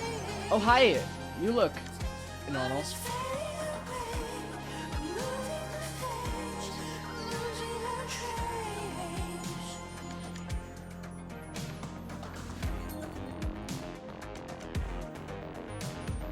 pretty ladies. Oh my god, she looks so depressed. I love her. Unabridged with thousands. She's unprecedented wealth and fortune rolled into one. I feel like fortune is overstating it a little bit.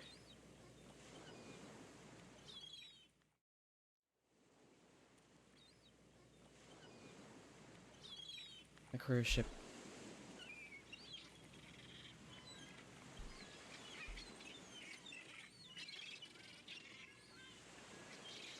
The cruise ship decomposed made its way through the sea, propelled by waves flecked with milky foam, headed toward Logos dock. Despite having a new travel companion, Liu's nerves were not calmed. She was anxious about the unpredictable currents and worried that they might not reach their destination, feeling powerless over the ship's course.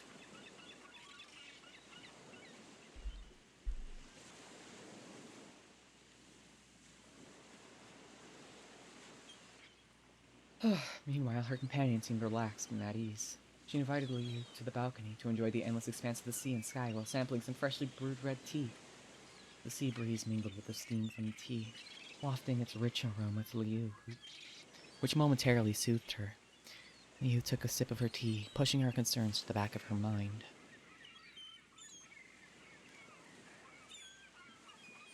Staring out at the ocean, she reassured herself that the cruise ship would ultimately reach its destination, and it didn't really matter if that wasn't Logos dock.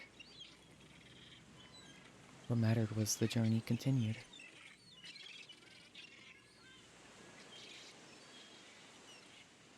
Come take a seat over here, her companion called out. Liu nodded and walked over to sit, but suddenly lost her balance and fell backward. Startled from her dreams by a sudden twitch, Liu found herself lying in her familiar bed, her gaze locked onto the well-known ceiling above. Nestled beside her was a small creature, its body cloaked in milky white fur. It lay curled up, utterly still, save for the gentle parting of the great mouth out atop its head. Since it lacked eyelids, unlike most animals, Liu was unsure how to tell if it was still dreaming. She thought about calling its name to see if it would respond. As she sat up on the edge of the bed, she remembered how Baiwei had paused for a long time when filling out the name on the blood test form for the creature.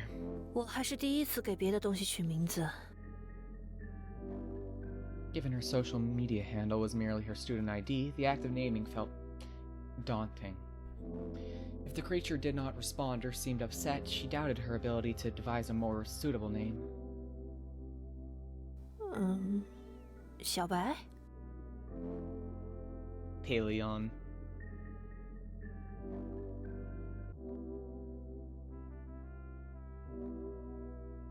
Okay, maybe dinosaur has more relevance than I thought, like paleontologist. Is that anything? I don't know.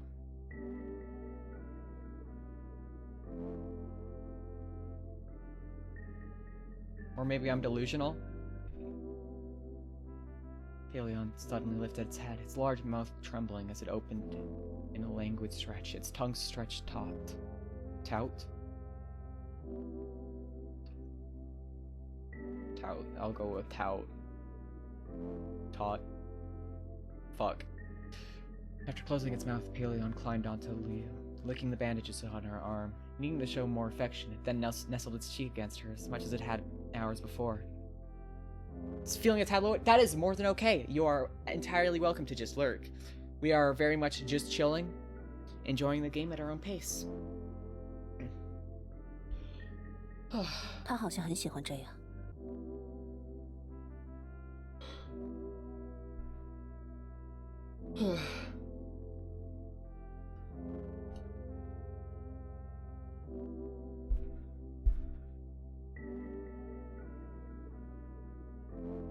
Yeah, I'm sure there are lots of people who just lurk in the streams without talking, and I think that's totally a valid way to engage with the streams.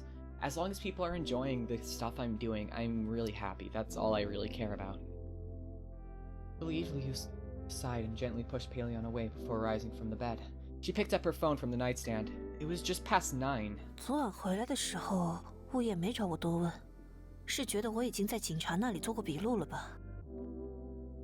With this thought, Liu headed towards the living room.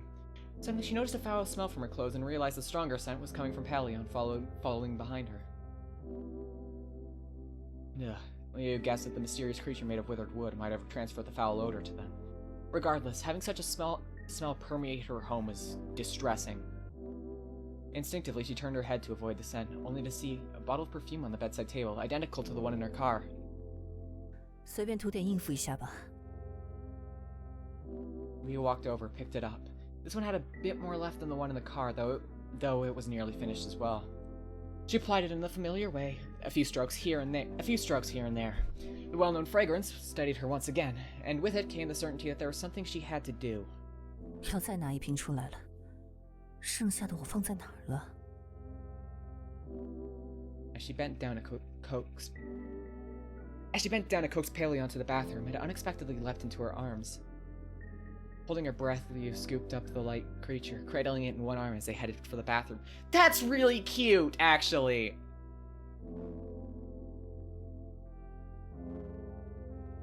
With a shaky thumb, she unlocked her phone. It was nearly 11 o'clock. She had spent nearly an hour drying Paleon's fur with a hairdryer. They gave her a bath! Oh, that's cute! Oh, that's so fucking cute! 要去买个大型犬用的吹风机了。 With its human-like face and soft fur, and without showing any signs of aggression or opening its large mouth, Paleon elicited feelings in Liu that lay somewhere between a beloved pet and a dear friend. Paleon appeared quite satisfied with Liu's cleaning efforts, hopping around while opening the large mouth on its head. The sight tightened Liu's chest, prompting her to push aside her fleeting affection. Paleon was no ordinary creature. It was a far cry from the comforting companionship of a household pet. A truth she dared not forget. Okay, I will say, I do gotta go to the bathroom real quick. So I'm gonna run ads real quick. It is human-sized. But I'm going to run ads during it, so we don't have auto ads during an important story scene, so that'll be good. That's right, sometimes I remember to run ads manually.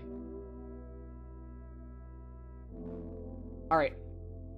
I'm gonna run like a 1 minute, 3-minute ad. That should give us an hour without ads, which I think is nice. Gives us plenty of time to chill out. I'm very sorry for like 3 minutes of ads. It's gonna suck. It's gonna really suck. I'm very sorry about this, but I feel like 3 minutes where you're missing nothing is better than it interrupting a potentially story important moment. So I hope you guys don't mind. I will be right back, I promise. I don't know if Ryuk is still in chat, but I hope they're enjoying it, because I know they did pop in for a little bit. Anyways, okay. I go piss. Be right back. Okay, I'm actually gonna switch to like the starting soon screen while ads are running. So that way VOD watchers know when to skip ahead. That'll be nice. That'll be nice and easy. It's like a BRB screen. So 2 seconds.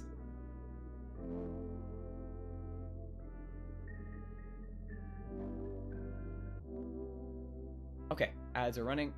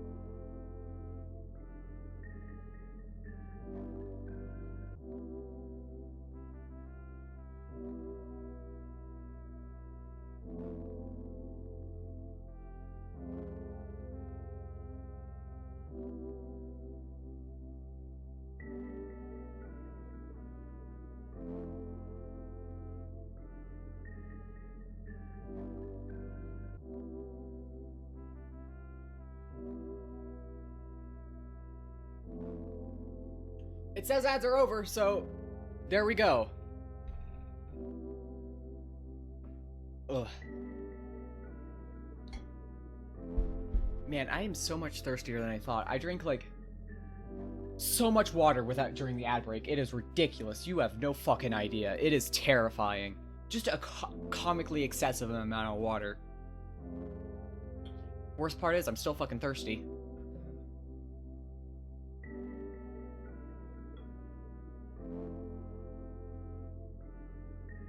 It's like that, like the back of my throat feels dry.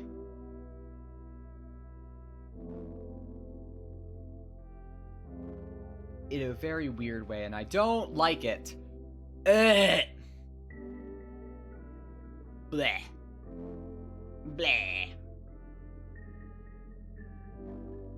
It is dry allergy season. I don't know if I have any allergies, actually. Okay, that's not true. I don't know if I have any allergies regarding that specifically. Fucking pineapple. Turning her head away, Liu chose not to look back at Paleon's uneven giant teeth or its disturbingly nimble tongue anymore. She needed a moment to sit down and think through her plans for the day. The living room was in chaos, offering nowhere to comfortably settle. Yeah, the blood will wash off.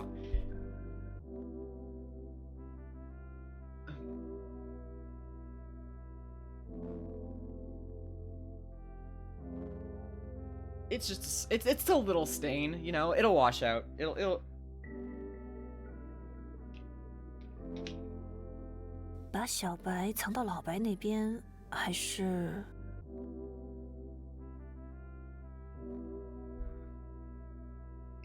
I will say, it's also a really fucking long couch. Like, why is the couch so long?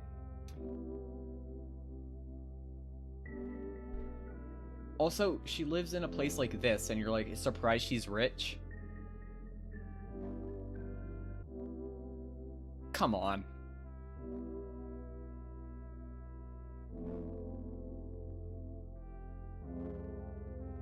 She's about to sit on the sofa to sort out the situation. 首先，这一连串的怪事都集中在一个夜晚，这肯定和我在沙发上苏醒前的遭遇以及手心的洞有关。那接下来应该去找家门口和物业小区里的监控，看夜晚的录像。其次是子弹快用光了，考虑还有可能碰上类似的情况，要去不夜城弄一些。接着就是等老白那里出报告吧。 估计很难有什么直接的线索，但是小白出现的时机恰到好处，和这些事也脱不开干系。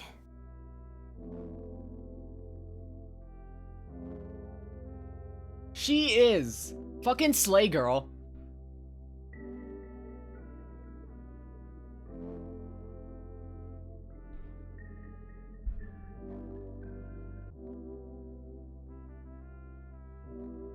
“如果走投无路， 那不管对小白做什么，都要找到解决问题的办法。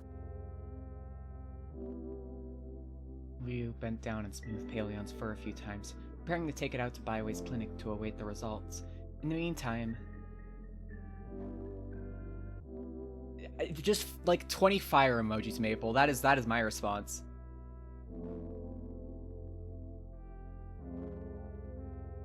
In the meantime, she planned to have the property management come to clean and replace the broken glass. 叫物业来之前，先把带血的东西拿出去扔掉吧。 Not the couch! As Liu pondered where to dispose of the couch cover in her shirt, Paleon suddenly arched its back, staring intently toward the front door. Trusting Paleon's keen senses, Liu immediately grabbed her handgun and readied herself, but after several tense seconds, nothing happened. She frowned, tiptoed, and moved silently towards the door. It wants walkies. Oh. That makes more sense.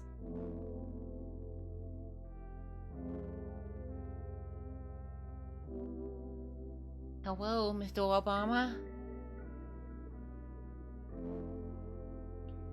Beside the front door, an electronic display showed the cold-toned word seen through the surveillance camera.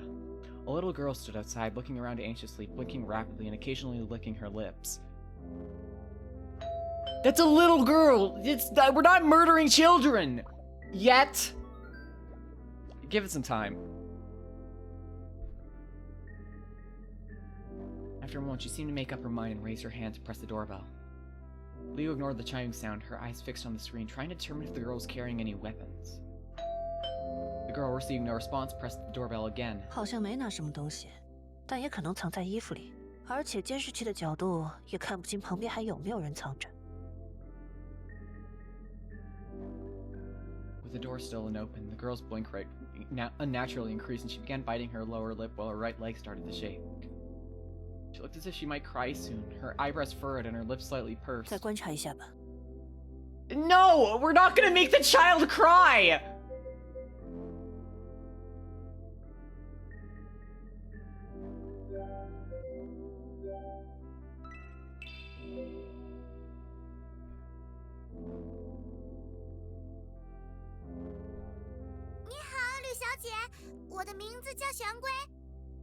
She's so cute! My daughter, my precious baby girl. Head pats for the child. I love her voice. I love her. 选什么？算了，他怎么知道我的名字？ It's not difficult to find someone with information these days, but the fact she went out of her way to do so was cause for suspicion. Moreover, her conviction that Leo was definitely home suggested a clear purpose for her visit. I come back and there's a child? Yeah! We adopted the fluffy lady, and now there's a child at the door. The girl's nervousness increased as she glanced around and leaned closer to the door, lowering her voice as if confiding in the door handle itself. 你放心开门吧，我是普通人类。 Her words, delivered with a confident smile, only made Liu more cautious. An understandable reaction. I agree! For the girl, this appeared to be your trump card, yet it failed to have the desired effect. She lifted her neck, her head, her neck retracting slightly as she continued. 是老板让我来找你的，他说想和你做生意，还让我带了个礼物来。 As the girl reached into her pocket,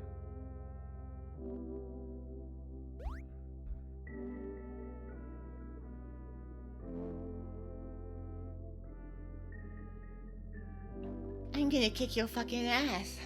I'm gonna kick your ass. to be fair, that is kind of threatening.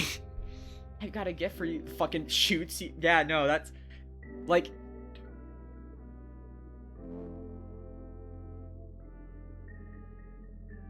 This girl reached into her pocket. Liu instinctively disengaged the safety on her hand.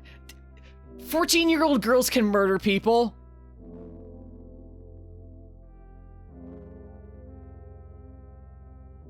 The girl then pulled out a coin and held it up to the peephole.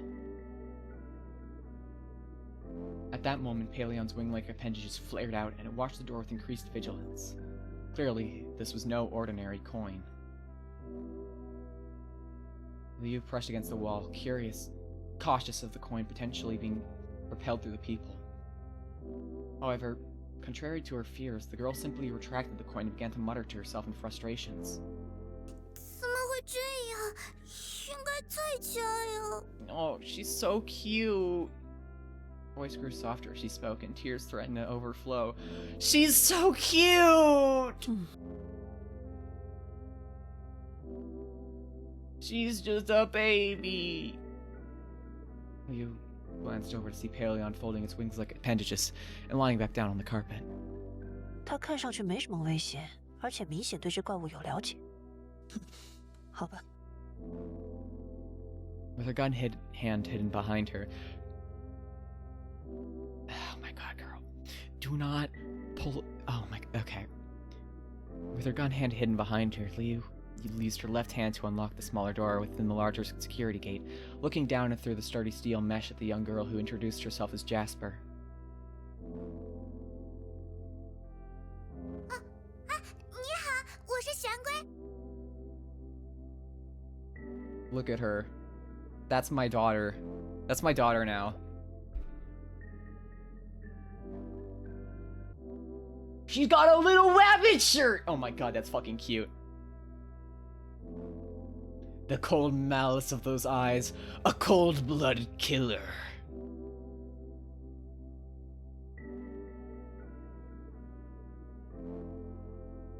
你是来……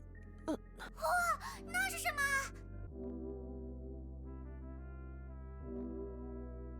Jasper suddenly pressed up against the mesh, her hands gripping the gaps, causing Liu to almost draw her gun and...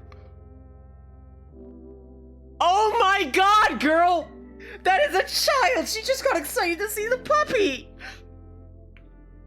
Liu, stop! Causing Liu to almost draw her gun and press against the girl's forehead. However, the excitement and joy overflowing from Jasper's face halted her. 毛茸茸的，好可爱，而且好像人，会说话吗？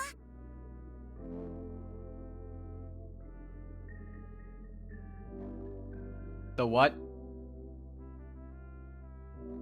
I'm just imagining like one of those fucking fucking videos where it's just like the fucking 20 copies of the image just explode out. It's just joy curbs. The joy. 不，脸太像人类了，四肢也不适合直立行走。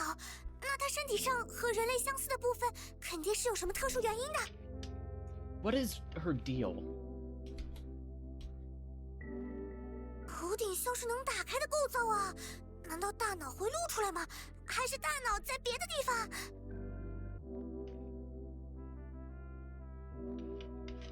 A girl.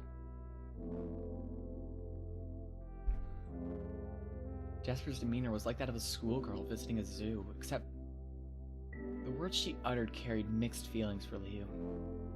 Let's steer the conversation back on track. 你刚才说替老板来见我，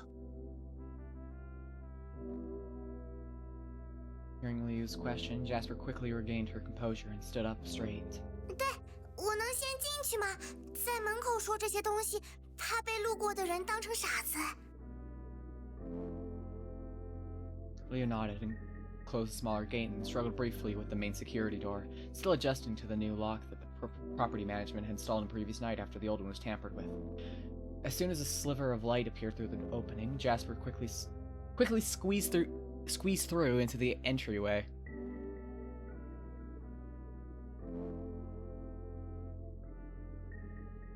Huh? As Rosaline stepped inside, she immediately noticed the electronic screen on the wall. 有监控啊！我还傻傻的对着猫眼一直晃。 Foolishly?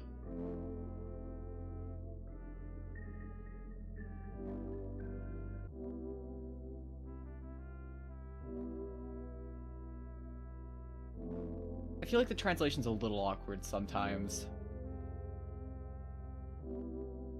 Like,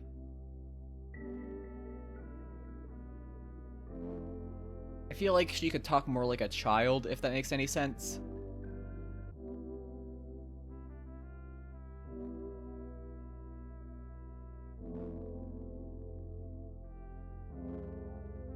Liu stepped back to make room for Jasper, keeping her handgun discreetly behind her.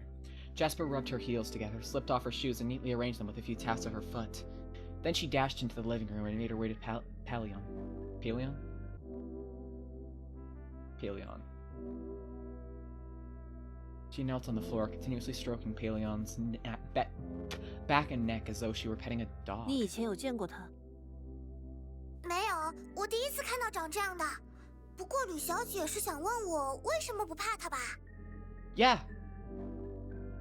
Mew nodded. She judged that Jasper was likely a primary school student given the childishness in her actions, yet her vocabulary seemed... Okay, no, that was intentional. Okay, thank God. I was worried if I was leaning into it, or if it was like a... Okay.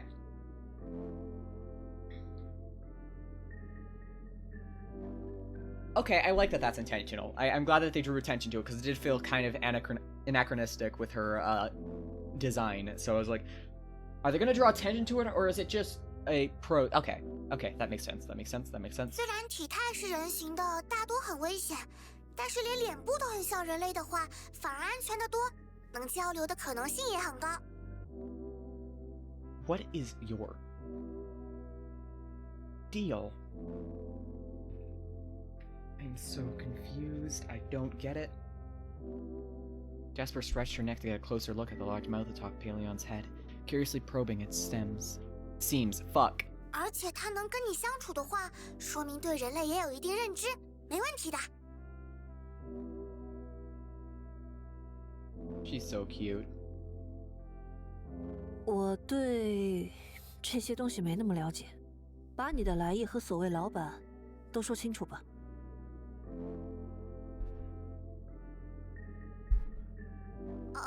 差点忘了正事。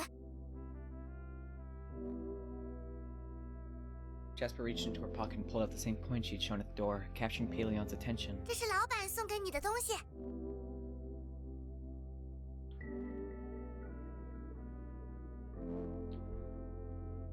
Liu walked over to Jasper to take the coin, and Paleon followed closely, standing on its hind legs and resting its paws on Liu's arm, bringing its face close to the coin as if to examine it. 他这是在警惕未知的东西吧？就像我刚才说的那样，对他来说，人类是已知的，所以不会有什么过激的反应。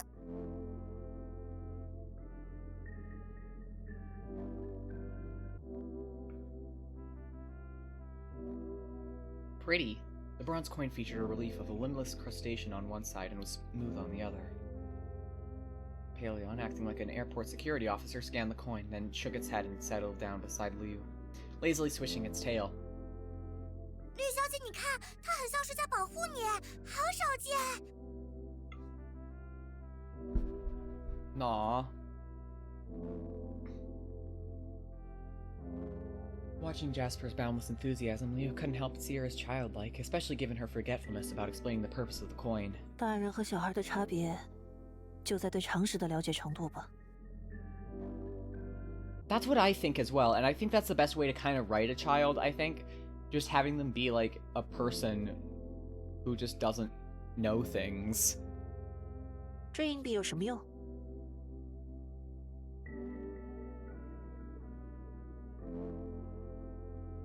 哎，不好意思，又忘记了。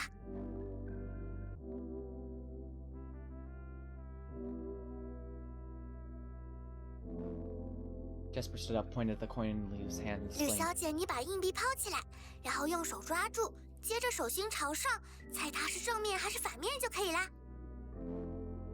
Also brain development, size development, frailty, and all that good stuff. Yeah, I know, but, like, in terms of how you, like, write them, you know?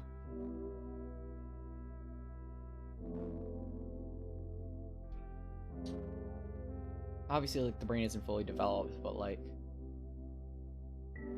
I don't know.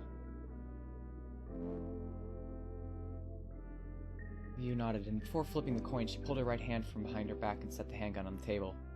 Jasper's eyes widened in shock, and she instinctively stepped back, distancing herself. 不用担心，我现在相信你不是来害我的，不然做这么多实在大费周章。之后叫我吕璇就行。 Her trust in Jasper, however, was largely based on Paleon's behavior and his reaction to the situation. I'm like 90% sure that's just a photo.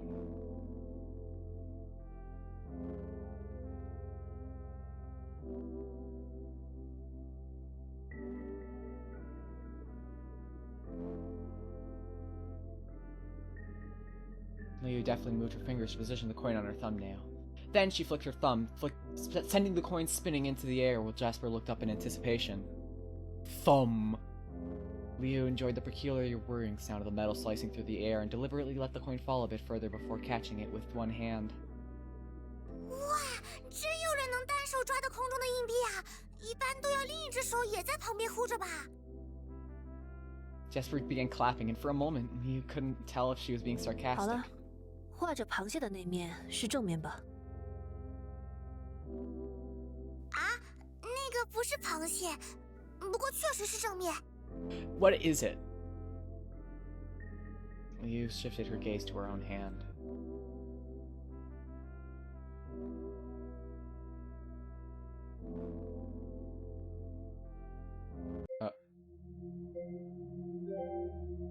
Why is the tech music high?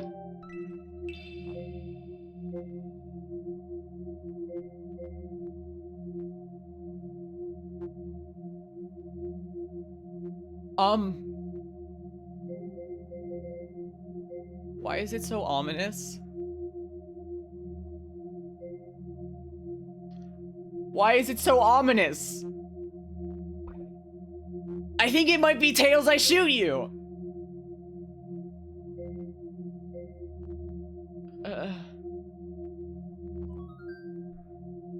我在正面吧，螃蟹那面。说了不是螃蟹啦。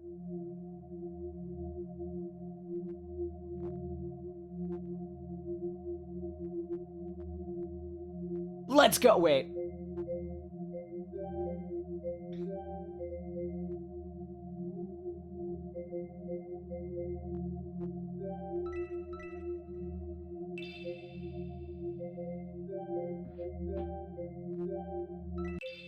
反面吧。说了不是。哦，猜。然后呢？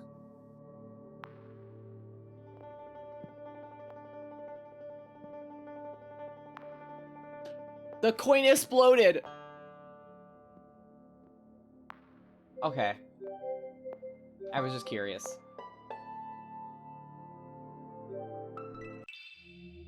Oh, 猜中了。 Wait. But we chose. So we chose for Jasper, I guess? 然后呢？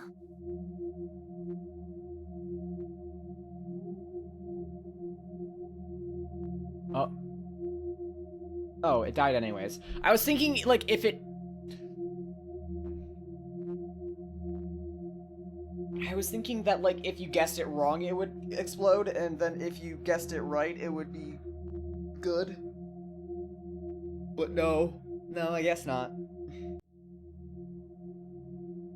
As Liu finished speaking, the coin quickly filled with cracks, and the crustacean design crumbled like a collapsing sandcastle, turning into fine black dust that sprinkled into her palm. Startled, she was about to shake it off when Jasper suddenly 李轩， spoke. 这就是老板为了表示诚意送给你的礼物。 Your gift just fucking crumbled! Jasper gestured towards the chaotic living room behind her.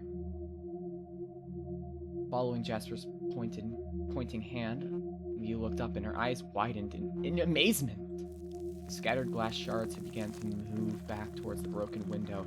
The bloodstains on the sofa slowly retracted, revealing the pristine fabric beneath, and the damaged cabinets and lamps defied gravity, lifting back to their original positions.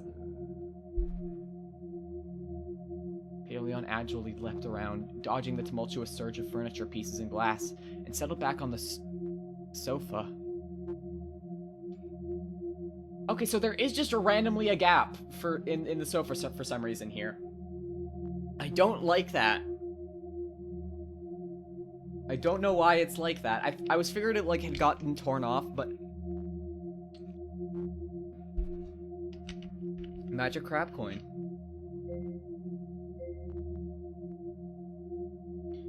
Liu felt as if a thick, murky, deep sea was cleansing her living room. She could almost hear ancient waves in her ears. The shed old shells emitted a strange odor, but the bodies that regrew were pure and beautiful. In this cycle of renewal, it could survive through millenniums. Until Liu suddenly regained her senses, the illusion dissipating, but the transformations in the living room remained a tangible reality. 怎么回事啊？ Jasper placed her hands in front of her, smiling slightly, appearing suddenly more mature. 夜晚被破坏的地方会被全部恢复，且下一次抛硬币时，只要你猜反面，无论正反，都能再发挥一次同样的作用。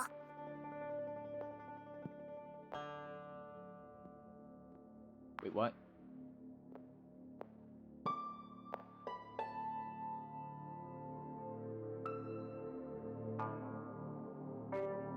Huh?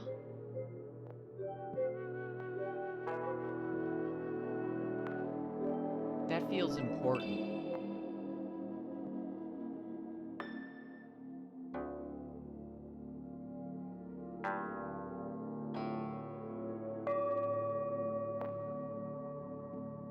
这便是几丁质硬币。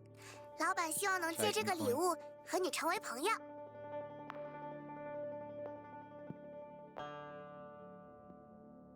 You can trigger the effect again?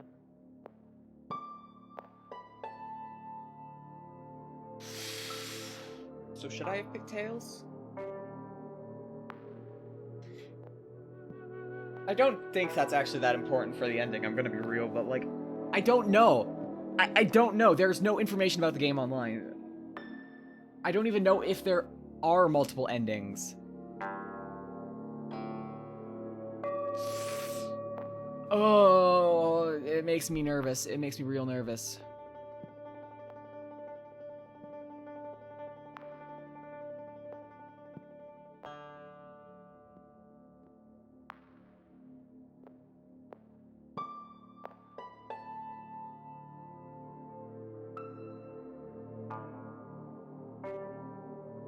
你到底是谁？你说的老板究竟是什么人？我是老板的养女，平时也替他打理店里的事务。What? That does not answer the question. Jasper replied as she sat down on the sofa and hugged a pillow to her 老板 chest. 说你现在是世界上最富有的人，恐怕追溯过去或者遥想未来，都不会有累积至此的财富集中在个体上。靠买卖生存的我们，十分希望能和吕璇建立友好的关系啊。Liu shook her hands, scattering the black dust onto the floor, and slipped the coin into her jacket pocket. 我听不懂，什么财富？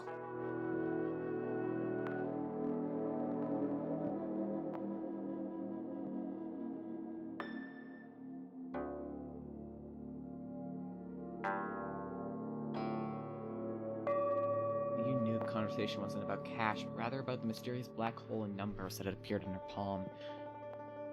She was curious to see how much Rosaline knew about her unique situation. Is it Rosaline or Jas? What the fuck? Is that intentional, or is it... I guess I'll just make a mental note of that, but for now, but I don't know anything. At the same time, she noticed that the part of the sofa that had been cut hadn't reverted to its original state, nor had the bullet holes in the ceiling.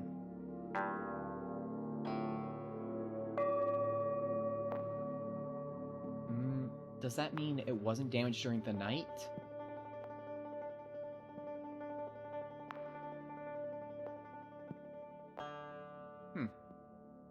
原来如此。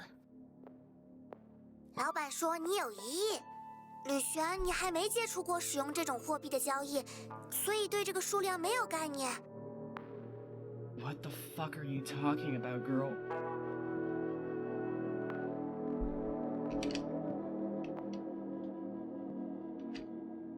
虽然就算这只是人类通用的货币，也足够惊人了。 Jasper smiled, her feet rubbing together at the tips as she sat on the sofa. I know, that's what I gathered, but I'm very much confused on what the fuck. 你们是怎么知道我手里有这东西的？ She anticipated that this question wouldn't be any different and be difficult for Jasper to answer. If she was willing to respond directly, she would do so. If she preferred to evade, she likely had a prepared excuse. But the usually talkative young girl now seemed troubled. She hopped off the sofa and paced back and forth with furrowed brows. 你怎么了？ Jasper shook her head, stopped next to Paleon, and then half knelt, leaning her body against Paleon's back. She rubbed...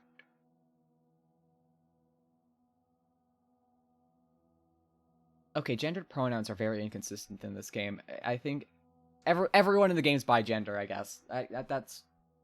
I mean, good for them. I don't know if it's intentional, but good for them. 其实我也有点搞不明白了，但是，Jasper rested her cheek against Paleon's lower back, keeping her gaze steady on Liu. 还是跟你说吧。是这样的，昨天晚上老板就跟我说今天要来找你了。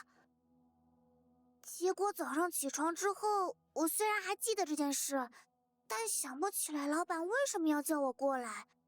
而且昨天我肯定是问过了的，所以我又去找了老板，没想到他也忘了，过了好久才跟我说你身上应该有这一役，所以我这个点才到，不然本来预定早上就来呢。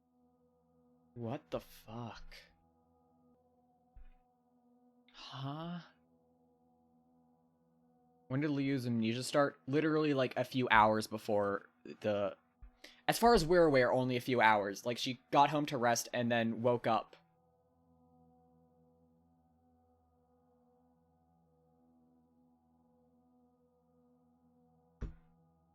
Like...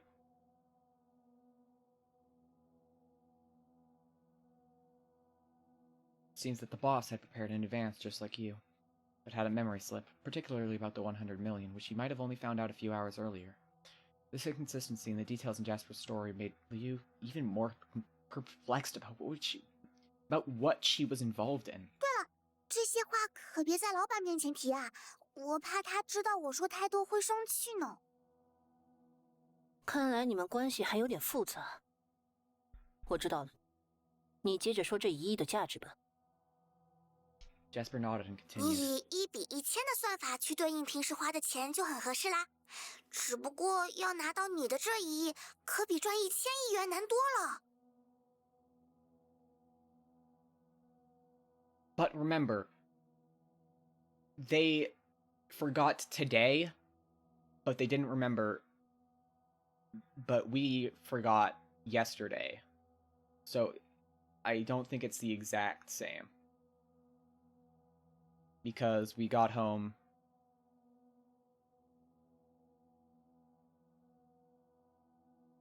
Is it a different day? I feel like it was. Because we went to bed. So I'm assuming it's a different day.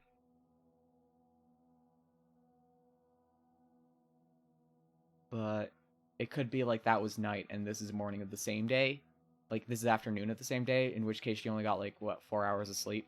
But, you know, honestly, felt that. I don't know. It depends.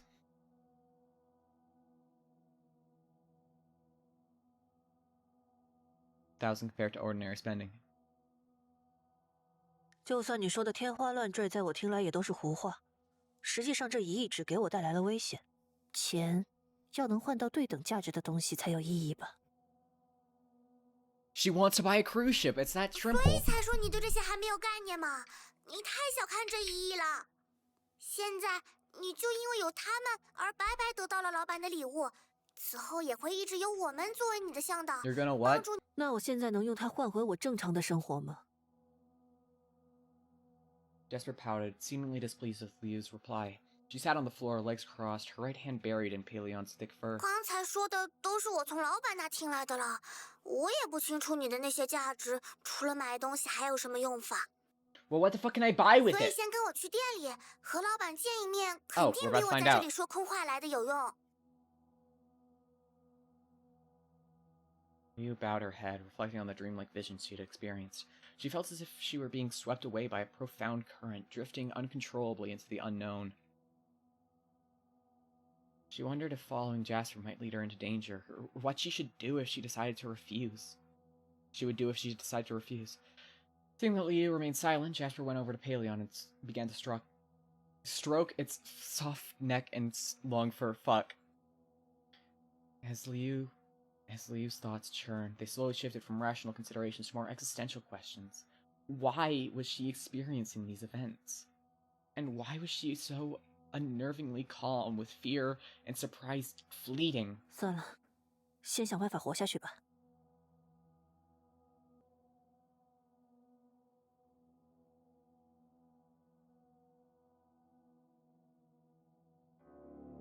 Liu stood up and walked behind Jasper. 我明白你和你的老板对这些乱七八糟的事情很了解，也知道你们帮我是有利可图的，但我不能在一无所知的情况下就跟你回店里，然后按照你们的建议行事。我需要自己来调查。Fucking girl boss. 等我对你口中的超自然生物有些了解之后，再听听你们打算怎么帮我吧。我能理解你了，也知道以你的能力大概能处理好这些事。那就等我做好准备再谈。没什么要说了的吧？我要带着小怪物出去，先开车送回你店里吧。没问题。来，准备出门啦。这个，吕璇，它有名字吗？不知道，为了方便，我自己给它取了一个。先别说，让我猜猜。它看上去有点像狮身人面像，不过这个思路的话，应该叫贝斯特吧，毕竟它更像猫。Okay, so it is cat-like. 我觉 Okay. 得更像狗吧。That does not. God damn it. Paleon, sensing Liu picking up her phone and gun, realized she was about to leave and got up to follow her. 不过你看，它像戴了个头盔，鬓角呢还有根翅膀似的形状，这不就是……那我可不敢这样使唤它。开玩笑啦，那你叫它什么啊？ Liu finished tying her shoes, looped her car keys onto her finger, and slipped them into her pocket, then called 小 out. 白，走吧。 Hell yeah. I want to give Paleon a big head pat. The location Jasper had mentioned, checking out the information reviews listed for the shop. It seemed to be a normal pawn shop and antique store, which was quite different from the underground market catering to supernatural entities she had imagined. As they approached a yellow traffic light, Liu slowed the car and came to a stop, then glanced in the rearview mirror. Jasper was still clutching Paleon tightly, her expression marked by discomfort. 你帮小白把帽子戴好，别让路人看到了。怎么能取名叫小白？ Jasper protested, but she adjusted Paleon's hood and held him close protectively. 人家长得这么好，头上的嘴巴看起来这么凶，还有又长又壮的大尾巴。 Are you gonna fucking get on my case about the name? It's not your fucking creature.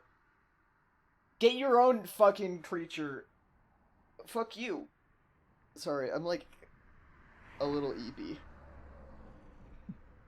居然叫他小白，也太随便啦！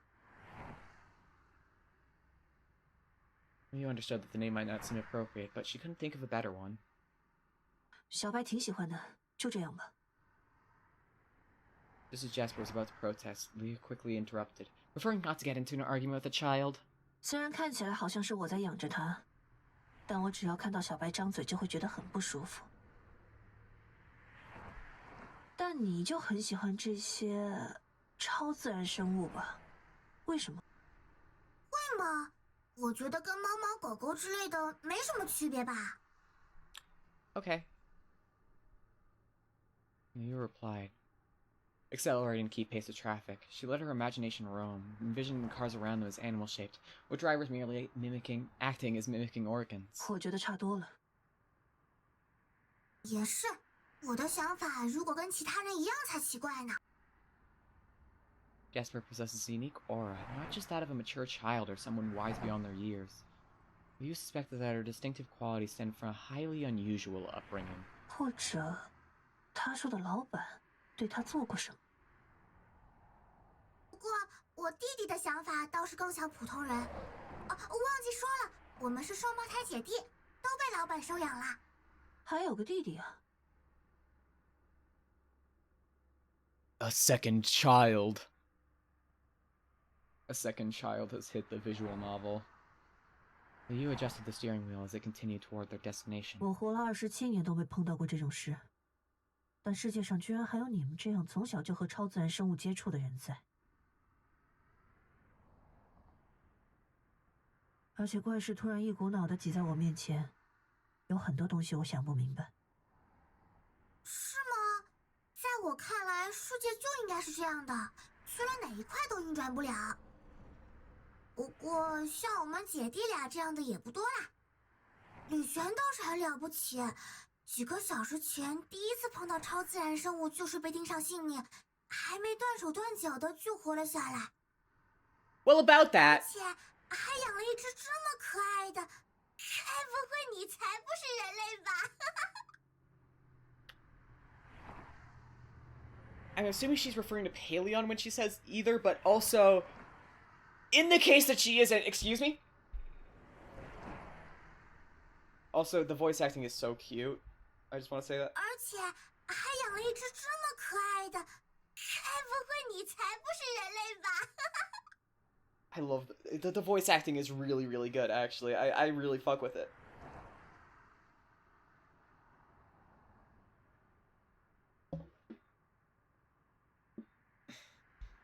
他好像很清楚我碰上枯木怪物的情况，却没提过我醒来之前发生过什么。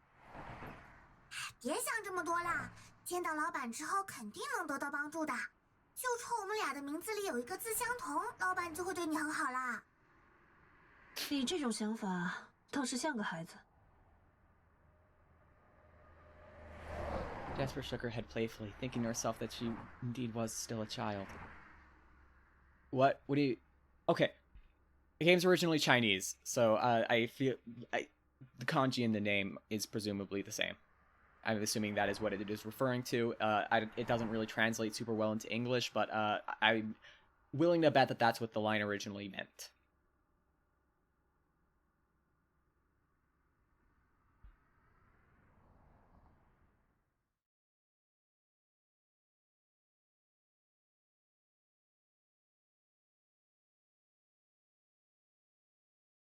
She's a child. She doesn't... I feel like she's just like... Like, you know when you... fuck it. Like, children making friends with people because they have the same name or some shit like that, you know?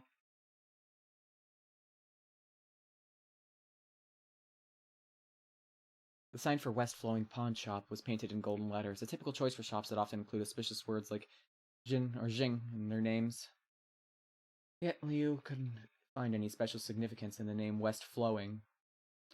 The shop's red brick facade, dusty and marked by time, contrasted with the newer deep blue signboard that boldly declared, 20 Park Street!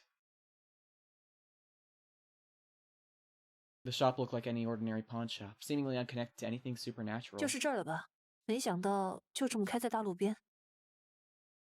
人类以外的客人会从另一边走啦。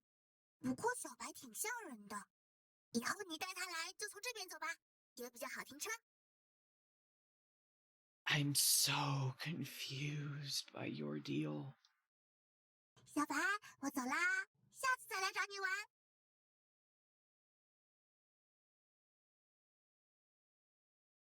Is this like a Men in Black type deal where the fucking non-humans are just kind of hanging around in human suits?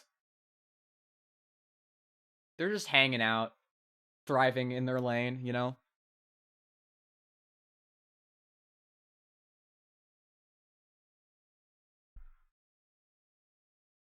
绿璇，你自己小心点啊！真的会有很多东西钉上你手心里的数字呢。谢谢你。 Leo reached out and affectionately pinched Jasper's chubby cheek. Despite everything, she trusted that Jasper truly wanted to help her. 姐姐， The child is sinister in nature. What is he reading? A book.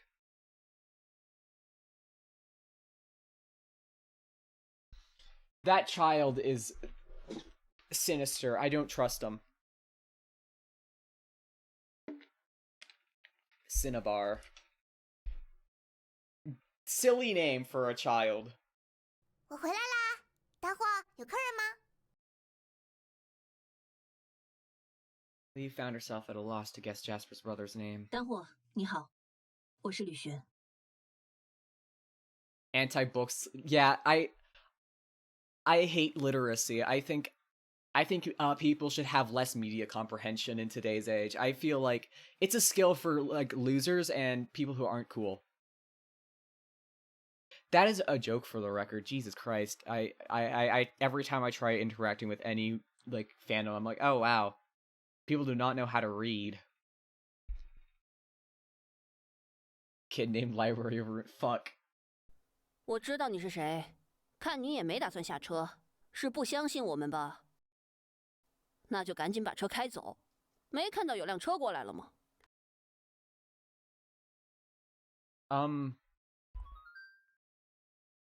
Should I be alarmed? 丹货，态度别这么差嘛。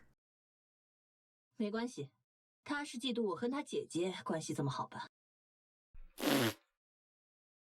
Cinnabar gave Liu a skeptical look, but as he mentioned, a luxury car was indeed pulling up and coming to a stop ahead. The driver quickly unbuckled his seatbelt as a high school-aged girl emerged from the back of the seat, spoke briefly with the driver, and then headed towards the west-flowing pawn shop. The luxury car carefully backed up, easing Liu's worry about the narrow road potentially causing a scrape. 哦，苏大小姐来了，丹货，你带她进去吧。 Liu glanced around, curious to see what sort of person frequented this place. However, as soon as her gaze shifted, she caught the attention of one of the patrons. 看什么看？ Oh, I love her! I love her. I love her. I love her art. I love her art so... I love her outfit. Can I steal that? Can I steal that outfit? I really want to steal the outfit. I'm fucking yoinking it. Sorry.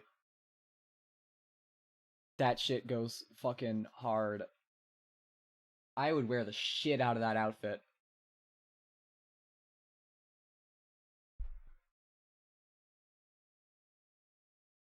Liu quickly turned away, and this reaction caused Jasper to giggle and cover her mouth with her hand. 好了好了，不挡着你们做生意了。 Me too! I want it. I want it so bad. I want her outfit. 吕璇，拜拜，记得要再来呀。 Bye bye.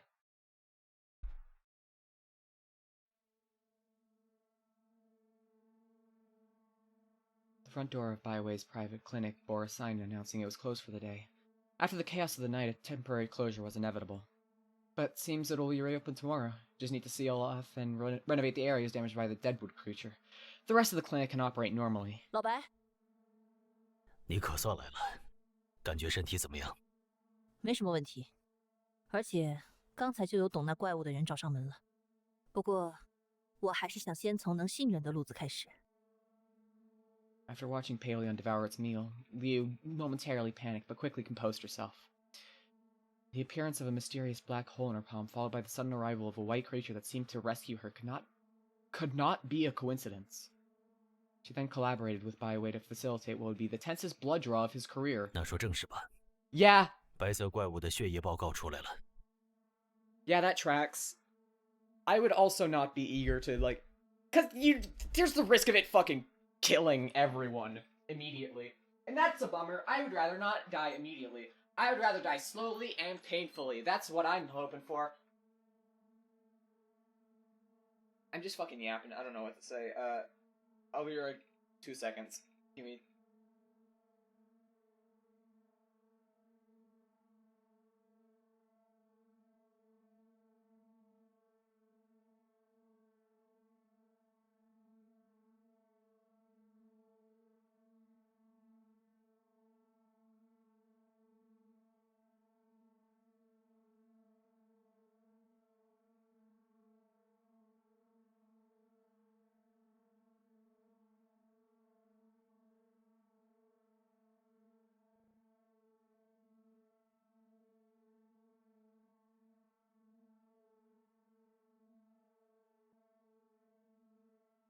Sorry, I just need a second to catch my breath. It's been a big-ass fucking day today. I did, like, a dozen auditions, and I don't know if I'm gonna hear back from any of them, but fuck it, we ball.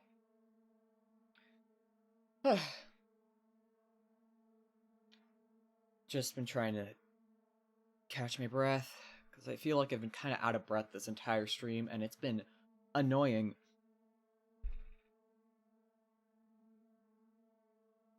Liu received the report Byway handed her, searching for entries she could understand. 我这里只有常规的血液检测，所以查不出什么特别的。看起来有类似红细胞、白细胞的成分在，像是血小板体积、淋巴细胞比率这些栏位也有数据，还不至于连血液成分都测不出来。Huh. 但除此之外的东西就查不到了。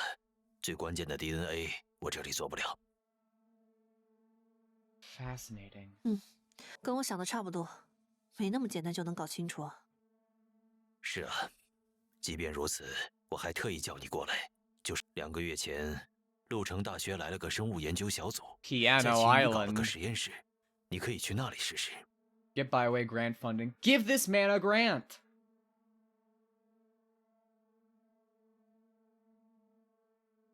You quickly picked up on the subtext in Byway's words. 老白，你的意思是？ Byway nodded, affirming Liu's suspicion. She wasn't investigating the blood of an ordinary creature. 他们小组做的可能不是常规的生物研究。 No.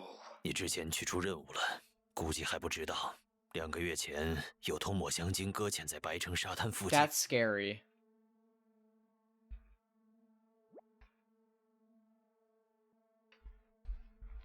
你应该知道，我开了诊所之后，被鹿城大学聘为荣誉教授，有时候会去讲课。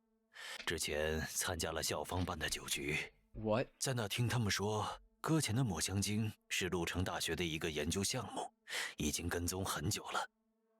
那天深夜，抹香鲸搁浅在白城沙滩之后，没过多久便确认死亡，他们也立刻把尸体拖走。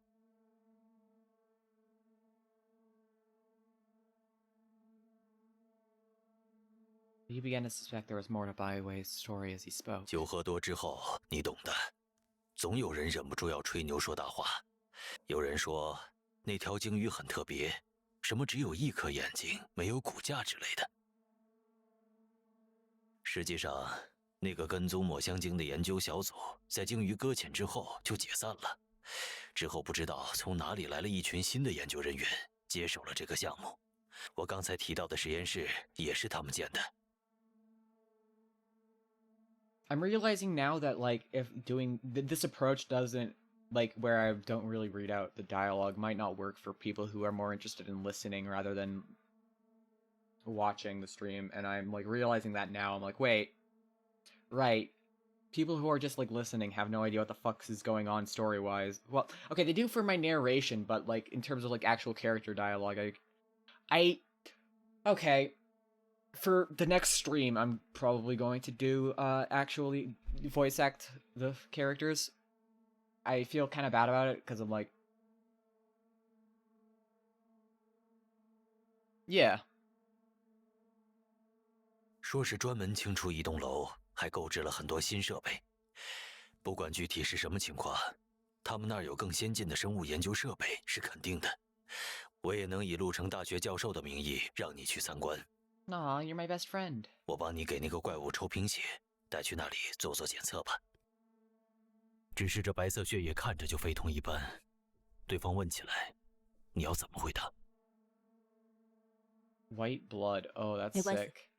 我就说是你给我的血液样本，让他们找白伟老师说去。你真是…… Yeah, just I'll pass the 自己安全。 responsibility off on you. You got this, man. 不过 Oh yeah, no, they're great. I love them. You crossed her arms and asked teasingly. 老白，你知道我给小怪物取了个名字吧？干嘛不用那个名字称呼它？一直说 The 白色怪物 creature. 听起来很别扭。 Byway, while writing a letter of introduction, shook his head. 你叫我老白，然后那东西叫做小白，岂不是搞得像我生的？这才叫别扭。 They're just called names, but I love them. 会吗？我觉得叫起来很可爱。你们小女生的喜好就别套给我了。 Damn. After handing the letter of introduction to Liu, Byway offered some final advice on how to care for the wound and watch her leave the clinic. Liu returned to her car, her mind filled with potential destinations, but unsure where to go first. Unless BRB have a thing to do. You're all good. I think we'll knock out chapter 2, and then I'll call it for tonight. Because it's been like 3 hours so far. 想去晴雨的话，要先把小白送回家里，还要叫个快递把血袋先送过去，不然安检。 Suddenly, her phone vibrated in her pocket, snapping her out of her thoughts. Oh.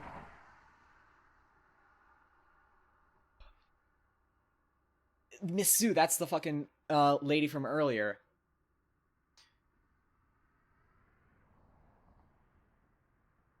Okay. Okay, Goth lady.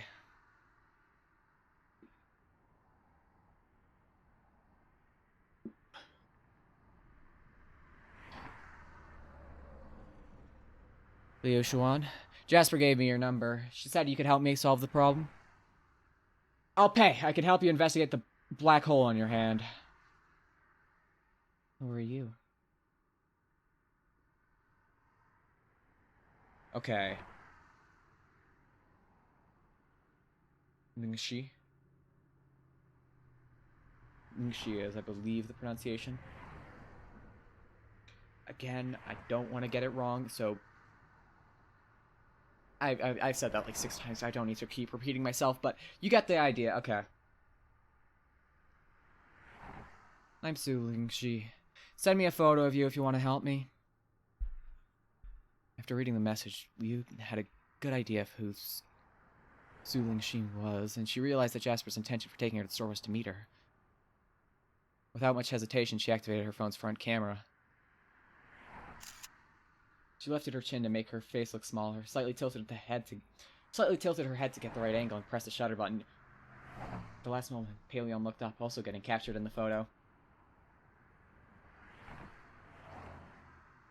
Okay. Go to Golden Cam building when you're ready. The shiny building in Huishan District, you know? Huishan District, you know? Yeah. Text me after arrival. Right. 苏大小姐，对吧？ Miss Sue, right? Main story objective will always appear on the top left corner of the map. When something new is unlocked, their data prompts will show up.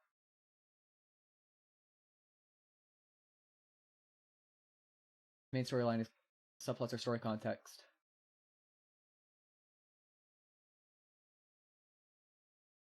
Aww. And the other characters experience together, and each story will be updated as the main story progresses, and continues until the end of the main story. The bubbles on the map are called strangers and strange things, and they have nothing to do with the main story. The short stories of the people of Heron City will be updated as the main story progresses, or some hidden conditions are updated, and the unread strange things will not be overwritten. What the fuck is the name of this place?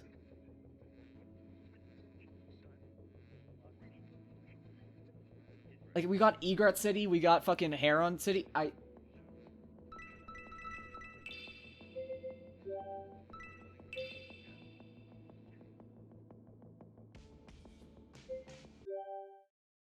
Puppy. Old woman. Oh. Li Huan was about to go home. Xuan was about to go home to get a new air freshener for her car when she was stopped by an elderly lady with a black Chinese simplified. I don't think that's supposed to be in there. I don't think that's intentional. A black rural dog at her feet. Hello. Liu Xuan was sure she didn't know her. I live right next to you. Following the direction the elderly lady pointed, Liu Xuan saw a house similar to her own, where a kitten was sunbathing in the front yard. I've lived here for a long time, but it's rare to see you around. As she spoke, the collarless dog ran over to sniff Liu, clearly violating the community rules that required dogs to be leashed. I've been quite busy with work. Oh, what do you do? I see you come back only once in a while. Nothing much, just lots of business trips and overtime. Just then, the little black dog began to bark wildly for no apparent reason, but the elderly lady seemed not to hear it and continued chatting with Liu. You must be working too hard. Not married yet? Not yet. I don't think I have to go. I'm in a bit of a hurry. As Liu finished speaking, the barking suddenly stopped. The elderly lady nodded, her face expressionless as she stared straight ahead and walked away. Both the dog and its owner seem a bit off.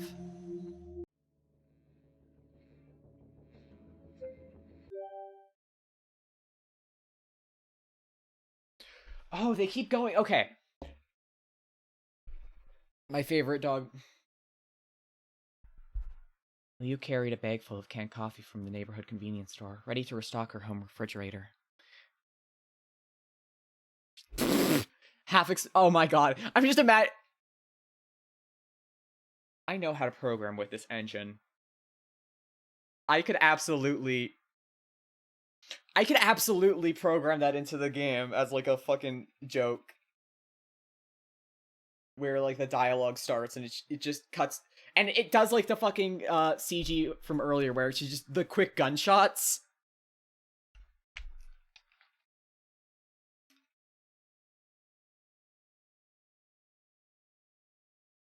Okay, whoops. To be fair, I do want to say, the game has been mostly voice acted. The side content that I'm doing right now isn't, but thankfully the main content actually has character narration. Well, not the narration isn't voice acted, but the character dialogue is, which is pretty nice. She remembered that 3 months ago, before leaving for a business trip, there had been a few bottles left, but now only an old bottle of oolong tea remained.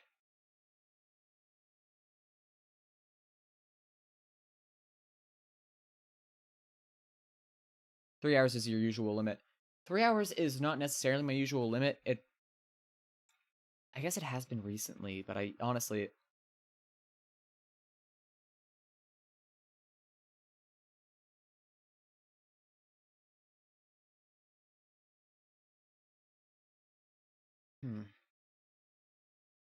I am curious, though, just in terms of, like, what I'm doing. I don't know, fuck, I'm rambling. Actually, I wasn't rambling at all, I was barely talking. I have been weirdly tired lately. Like, I don't really know what it is, but I just don't feel, like, super energized lately, and it's been a bitch. I don't hate it. Like, okay, I do hate it. I want to do more, but I'm just, like, fucking tired all the time.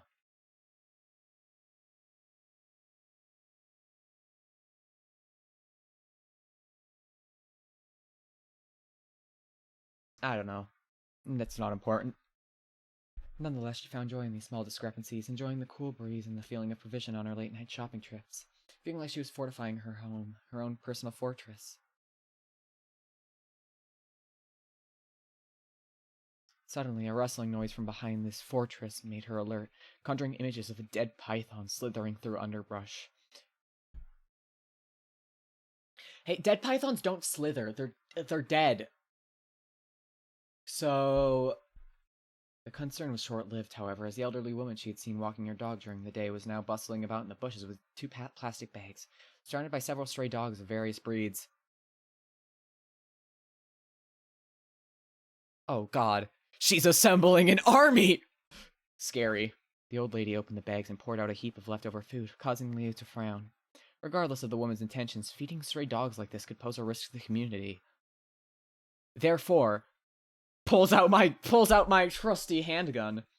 Liu considered stepping in when she saw the elderly neighbor feeding stray dogs. However, she ultimately decided against it, reasoning that the community management, given the fees they collect, would likely address the issues. We both know that's not happening. They'd probably send someone to deal with the stray dogs, though she wondered if this action might cause a conflict with the elderly lady. This isn't really my concern anymore. Wary of being roped into a conversation with the old lady, Leah quickly tiptoed back to her house and softly closed the door. She then opened a can of coffee and, accompanied by the intermittent barking from outside, savored its bittersweet taste. How odd.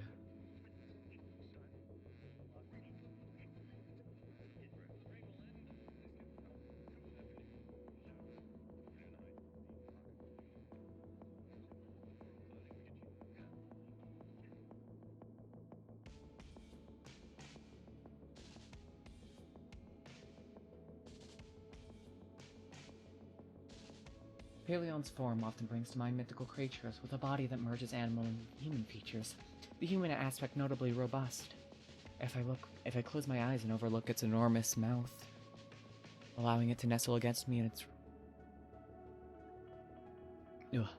If I close my eyes and overlook its enormous mouth, allowing it to nestle against me and rest its delicate arms around on my chest, I can relish the comfort provided by its soft body and silky fur, thereby ignoring its strangeness. However, closing my eyes is not an option. Also, I do want to say something about the design here. It kind of reminds me of, like, hands clasped around the eyes, if that makes any sense. I don't know if that's necessarily what's going for, but, like, with, like, the interlocking fingers, like, I don't know if that's strictly what they're going for, but it just kind of brings to mind that sort of visual.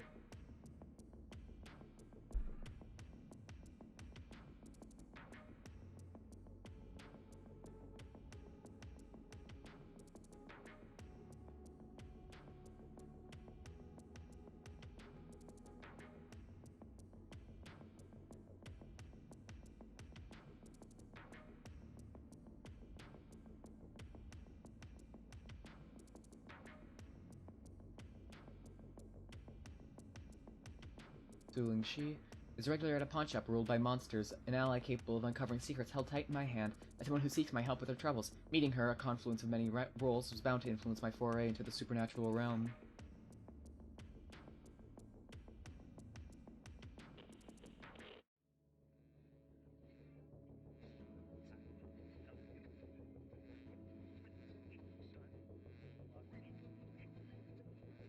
Wait. Oh my god, she has a cat wallpaper. Oh my god, I just noticed that. Holy shit. Oh my god, I love her. I love her so much. She's incredible. She's my favorite character. She's got a cat wallpaper. That's fucking awesome.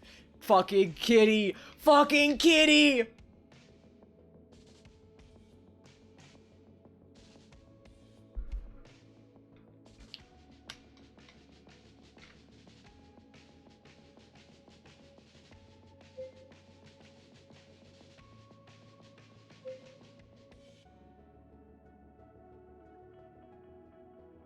Okay, instead of...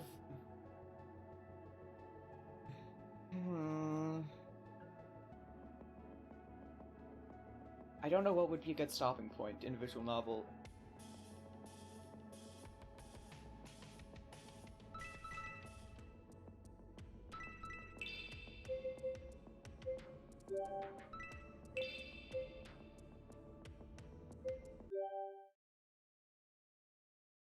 I do want to do all, like, the little side content. I know they have no bearing on the main plot, but I like getting little glimpses into characters' lives. I think that's very interesting. You made time to check the security footage of the property management office concerning the night she was attacked. As she suspected, there was a gap in the footage near her home. The video captured her returning home in the afternoon, and she did not exit again. However, as night fell, the footage abruptly cut to the moment the police arrived. As expected, it's not that straightforward. If someone managed to enter my home undetected, it would be foolish to think they hadn't tampered with the surveillance system. Realizing that worrying about the assailant's capabilities were futile, the youth stretched and walked home. Yo! Hi, Fina! How you doing today? It's a bad raid. Ah! Terrifying. Surrender your fruits. I got, my fruits.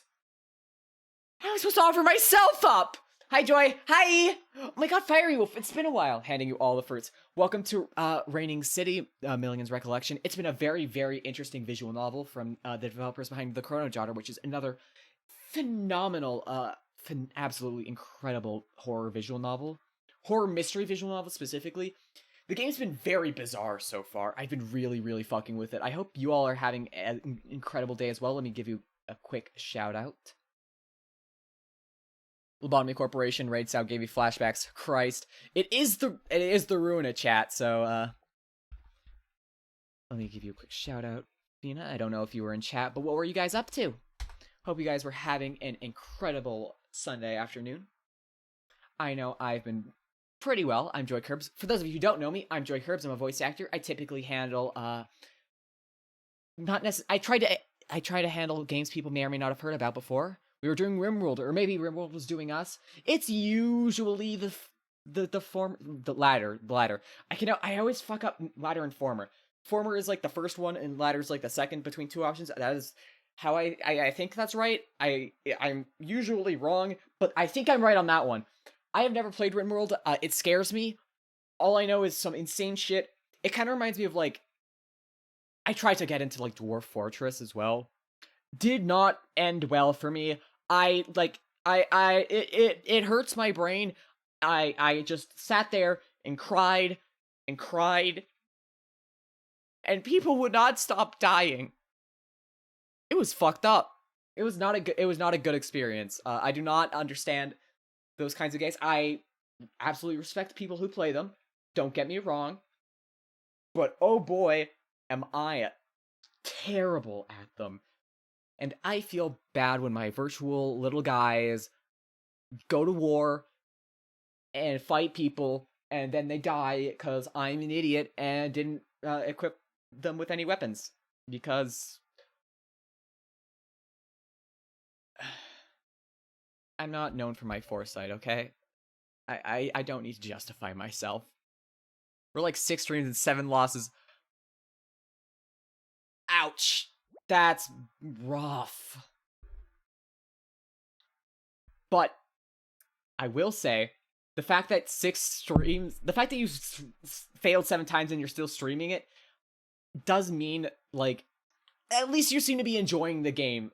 Failure is fun, you know? It's one of those experiences where it's not, like, unenjoyable. Well, okay, it's never really enjoyable to lose, but you get what I mean, right? There's enough to keep you coming back, you know? If you weren't having fun, you could probably be like, I don't want to do this.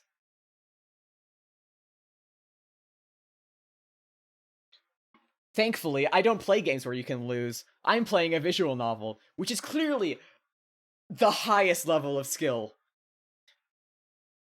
Look, not anyone can click a button 1,700 times. Like, I don't know. I don't know. She planned to relax that afternoon, brew some tea, and finish the novel she had been reading. The off-schedule streams Fina did last week. Yeah, I think she likes it. Honestly, debatable. Oh, okay, that's real. Is it like a League of Legends? Just agonizing that I'm behind on a few things and it's getting people killed. Ooh. That's always... It's something you, like, didn't account for, like, 20 hours ago, and it bites you in the ass now. Oh, God, that's infuriating. Yeah, I felt that. I felt that. But for those of you who aren't aware of this game, that makes... I think that's pretty much everyone, because this game just came out, and I'm pretty sure I'm the second English streamer to play this game, which is wild to me. There's literally nothing about this game. There's one English Steam review.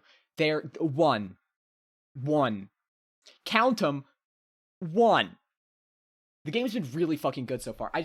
Okay, I want to go to the main menu and pull up the fucking, album art so far, because the game's art is fucking incredible.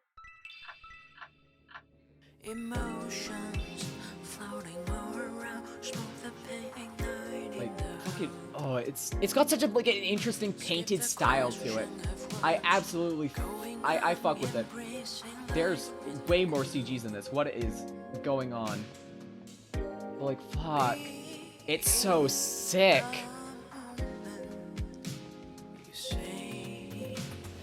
I feel like we're missing a lot.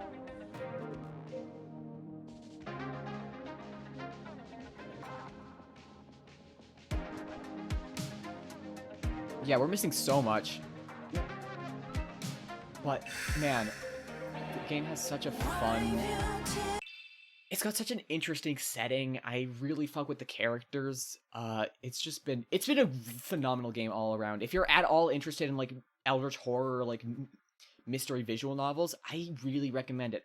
I also recommend the Chrono Jotter if you're into more, like, murder mystery investigation type stuff, which is also a really, really good game. I genuinely highly recommend it. I cannot stress enough how much I adore the Chrono Jotter. It is one of my favorite games that I've ever streamed. And it's just got an absolutely fascinating plot.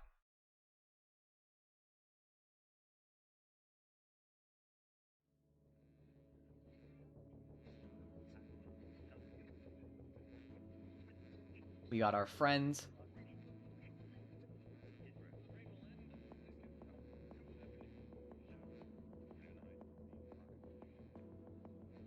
I do want to say, I am curious about why these keep getting re-highlighted. But yeah, I hope you enjoy your stay. I hope you all... I will be voice acting the video game, which is very scary. Gun?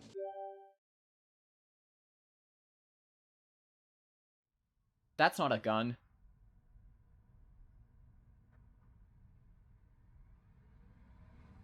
Okay.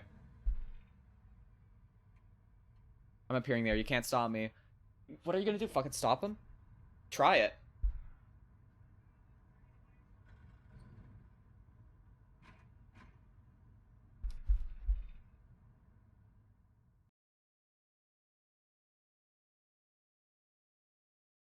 I don't know how to pronounce that.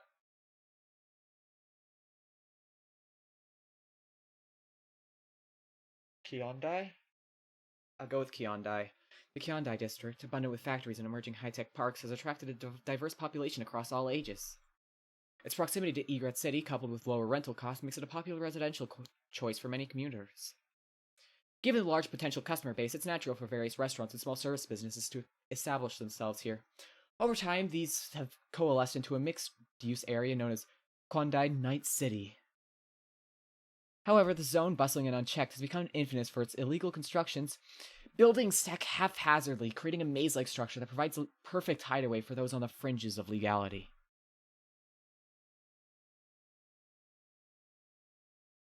Oh? Who are we texting? I'm almost there. Get ready. Got it. Among these figures was Liu's former colleague, a logistics worker who occasionally pilfered small items, accumulating a significant stash by retirement. Of course, the agency normally maintains strict control over dangerous items like bullets. However, the newly appointed leader quietly made an exception, recognizing that the lengthy approval process for field operatives could delay crucial operations.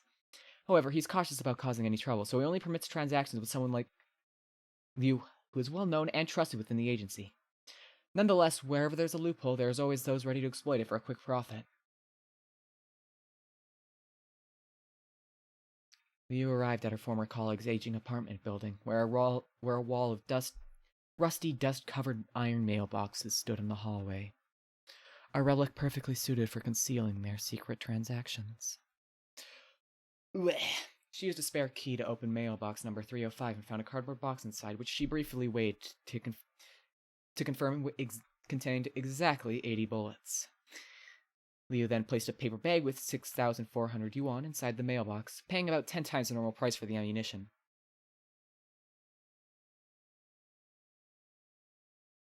As a fellow who downloads and watches streams, I'll do my part. Yeah, no problem. I'm glad you swung by. I hope you enjoyed your stay.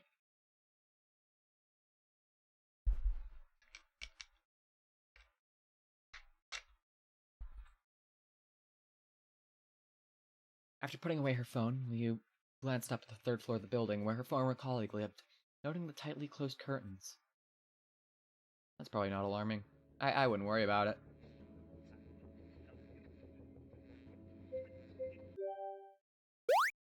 Six months? Another 3 months? Is that... At tier 3? Ha!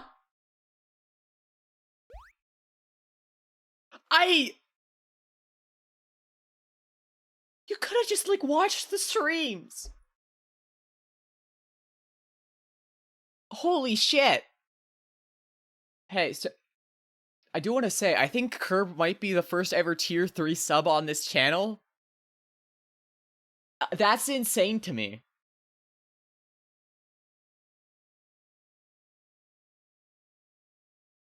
September, baby. It's August!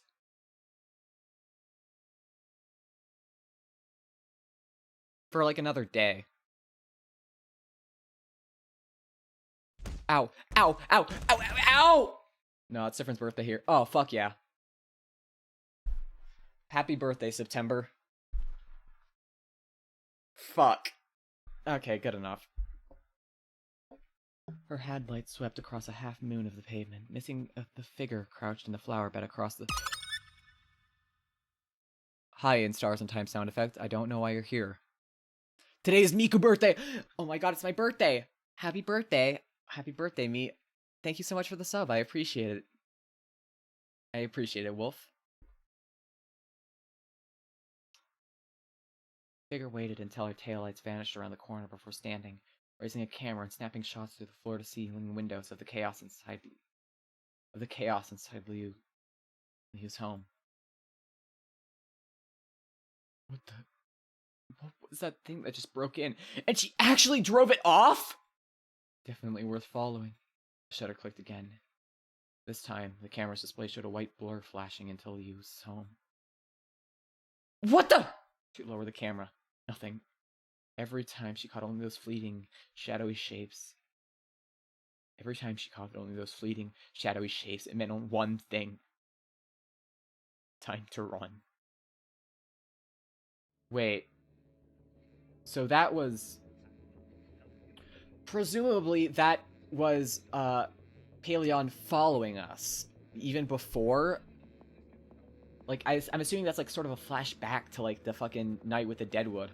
So it was kind of, so was it following us the entire time? Fascinating. Utterly fascinating.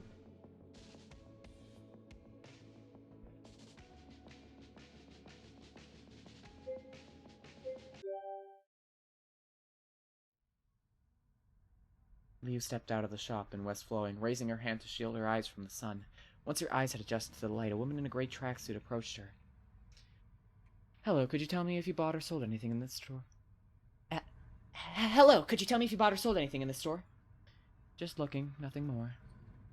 As Liu spoke, she headed towards the parked car, clearly not interested in continuing the conversation. However, the woman in the gray jacket was persistent, opening her phone to show a social media platform. I'm writing a journal about small shops in New York City and regularly post on this account. Would you be willing to do an interview? You should speak with the store manager. Customer opinions are more important. Customer opinions are more important. Leah waved her off and got into her car. The journalist didn't persist further and stood watching as Liu drove away. Once the car disappeared around the corner, the journalist pulled a voice recorder from her gray jacket and pressed the stop button. Knowing Liu's cautious nature, she hadn't expected the reserved woman to stop and chat, but capturing Liu's voice was enough to meet her goal.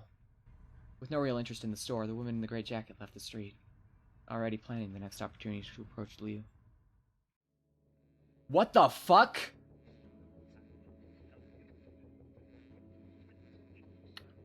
Can you not stalk me, pretty please? I would appreciate it if you didn't do that.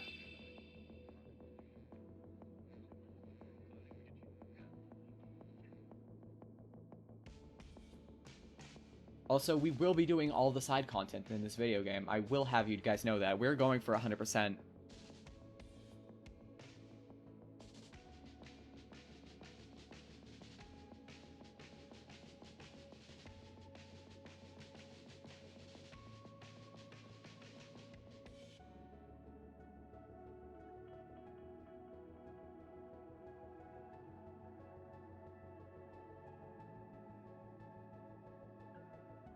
Let's go check out fucking Jasper's side quest first. You guys are going to beat the child! Paleon, cloaked in a hood and coat, staggered out of the car, its organ-like structures on either side of its head unfurled, indicating its discomfort with upright walking. Guessing that Paleon was nervous, Liu took the lead, letting Paleon lead against her as they slowly made their way into the shop. The dim lighting only emphasized the antiquity of the all-wood furniture and counter. Cinnabar was lounging behind the counter, leaning back in his chair with a large book open on his lap. The book looking almost as imposing as he was. Okay, new note about, about Liu.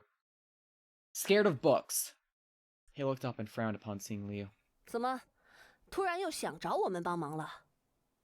我是不想让玄龟失望。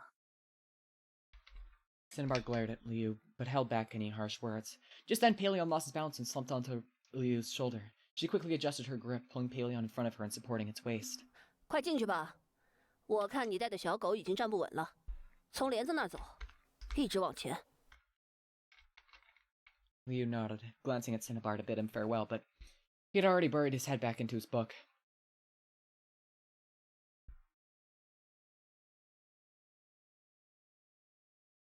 Oh fuck yeah. Hype train emote.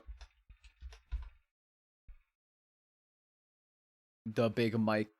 The magnifying glass. I almost said microphone. That is not a microphone. It could be. That'd be scary. Lifting the curtain and taking a few steps, Jasper signaled that Paleon could lie down. Liu released her hold, and Paleon promptly settled on all fours, stretching its body and straightening its tail, though the organ-like structures on either side of its head remained unfurled. Liu then ascended a spiral staircase, pushed open a wooden door, and entered a basement. She navigated several turns, walking for nearly 10 minutes before reaching her destination. How big? From the outside, the shop didn't appear to have such expansive space, and Liu chose not to question the apparent discrepancy, knowing that would only raise more doubts. After a circuitous route, she finally reached the endpoint.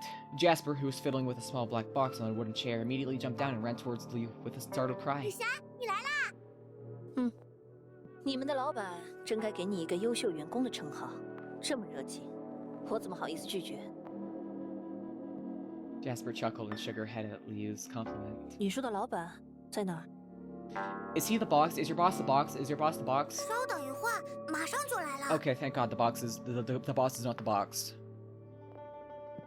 Jasper raised her hand, palm up, gesturing for Liu to walk towards the counter on the inner side of the room. The window was shrouded in darkness, making it impossible for Liu to see anything inside. Paleon seemed restless, pacing back and forth in the room, occasionally squatting next to Liu, but quickly standing up again. Oh, fuck. A lot of words. So many fucking words.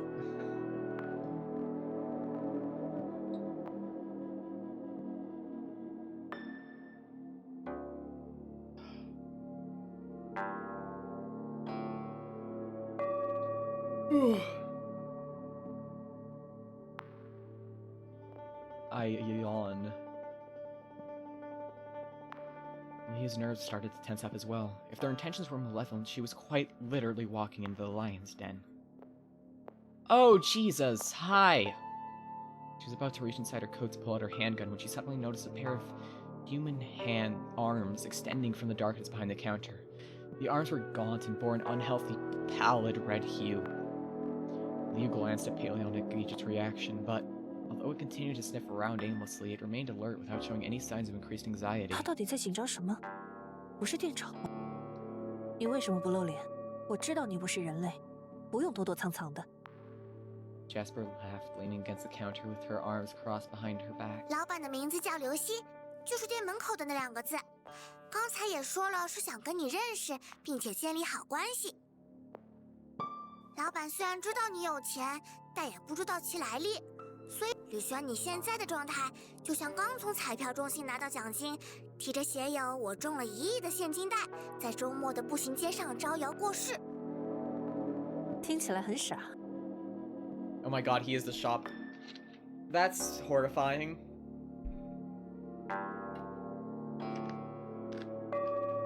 Jasper laughed heartily again, and then leaned forward to rest on the counter window, making eye contact with Liu. 所以，我们要帮你摆脱这个很傻的情况。是通过苏灵溪吧？没错，原本还想着让你和他见一面，顺便收介绍费呢。等他真的能帮上我再说吧。所以你想叫我来店里，就只是为了见苏灵溪？还有，老板吩咐我带你了解一下店里能做什么，不然也谈不上合作嘛。 Okay. We finally get to find out what the fuck the currency is 外 for. 面看起来是跟人类交易的古董店。跟吕璇合作的就不是那方面了。如果你找到什么有趣的东西，可以拿来店里，老板会补充你手里的数字。Huh? 那些数字和我的身体状况有直接关系，还是越多越好。有意思的东西是指什么？我们服务可是面面俱到。为了让吕璇能尽快理解流程，眼下正好有个东西要去回收。有兴趣的话，现在跟我说说具体要做什么吧。没问题。那现在就出发，坐你的车去中山路。那里人挺多的，应该没什么怪东西吧？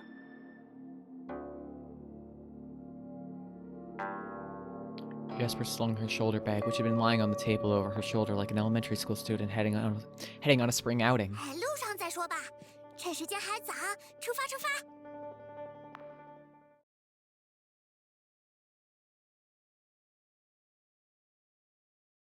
As Liu and her group meandered from the depths of the shop to the entrance, Cinnabar saw Jasper and set down his 要 book. 出门？去拿庙里的东西，你在这儿好好看家吧。 Jasper walked over to Cinnabar, gave him a tight hug, and playfully tugged at his 那我 hair. 走啦。去吧去吧，路上小心。 Okay, they're cute. I like them. They're really cute together, actually. 雨璇，你应该知道这是什么吧？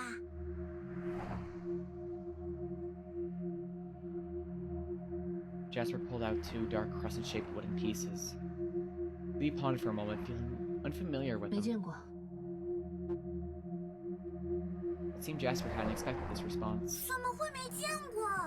你从小到大去庙里拜拜的时候都没见过这个吗？路城里只要是个庙都有这个东西吧？我很少去庙里，而且我是几年前才搬过来的，不是路上人。是吗？那你之前住哪儿的？ Liu glanced at the rearview mirror, letting a car pass before answering. 所以，这个东西是什么？ That's not answering. That is dodging the question, but fair enough, man. Girl, keep your secrets. 这东西叫做脚杯，是用来和神或者祖先沟通用的道具。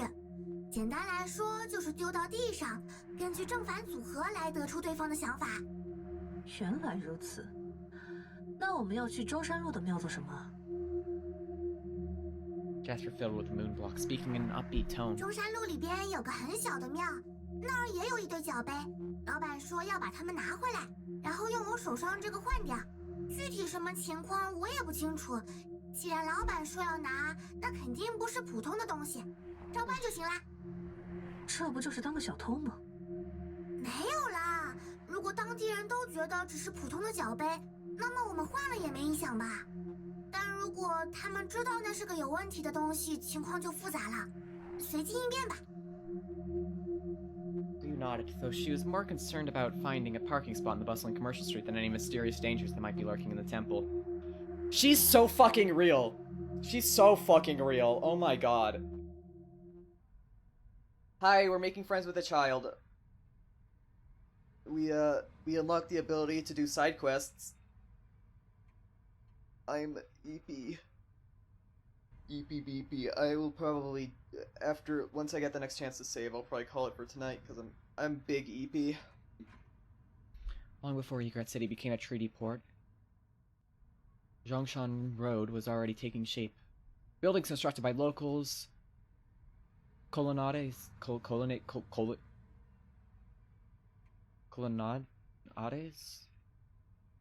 and churches built by foreigners and intertwined in a century later, it became Egret City's busiest pedestrian commercial street.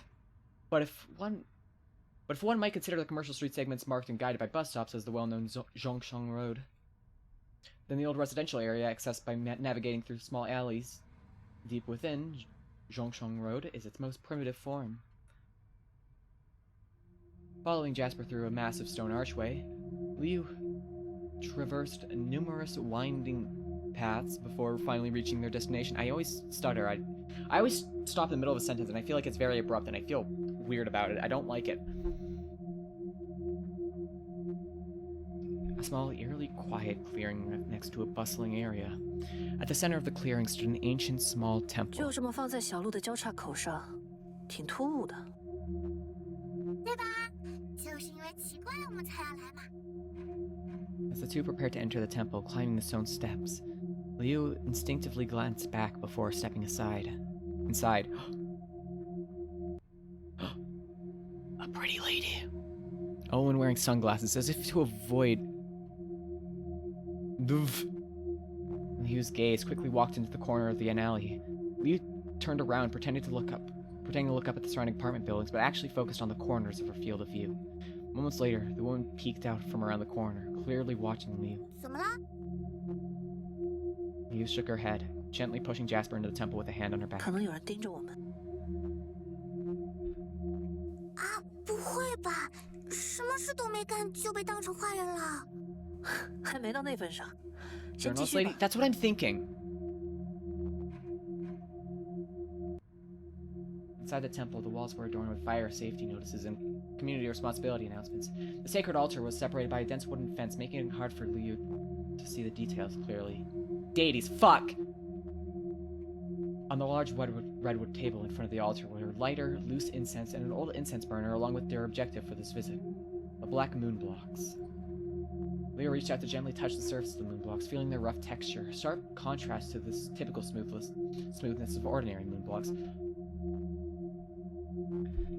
感觉怎么样？没什么，但我也不太敢直接把它拿起来。 Just then, Liu heard footsteps approaching and quickly turned to see an elderly lady slowly climbing the stone 你 steps. 先在旁边等着，我和他聊。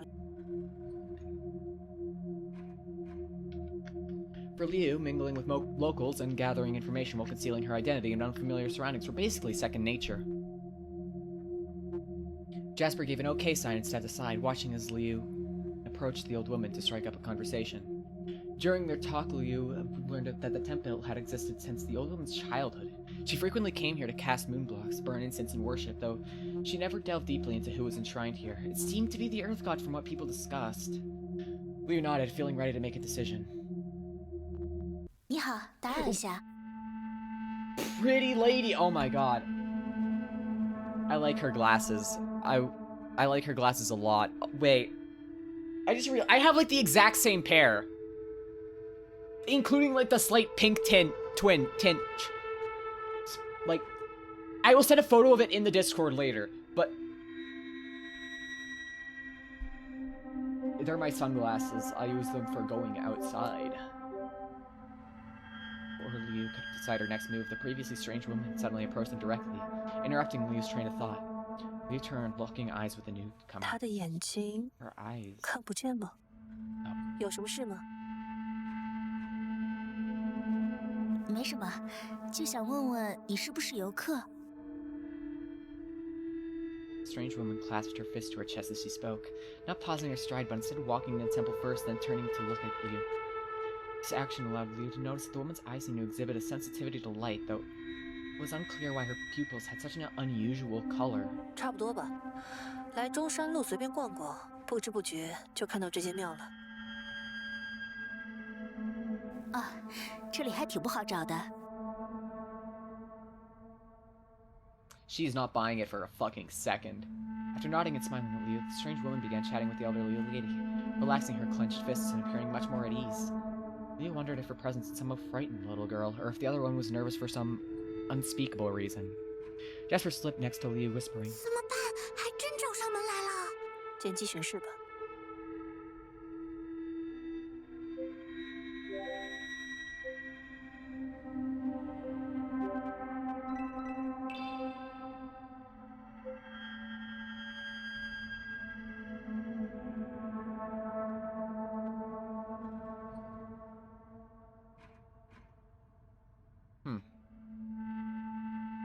Curious. Very curious.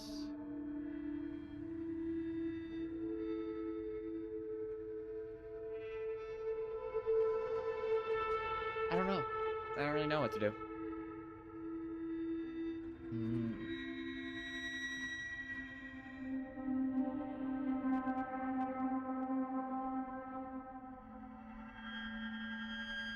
I'd really rather not piss off any deities.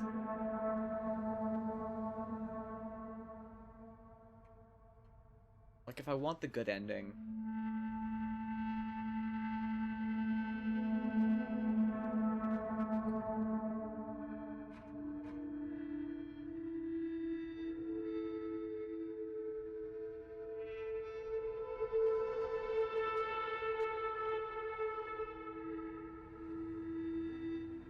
Yeah, but like, what if it has consequences way later down the line?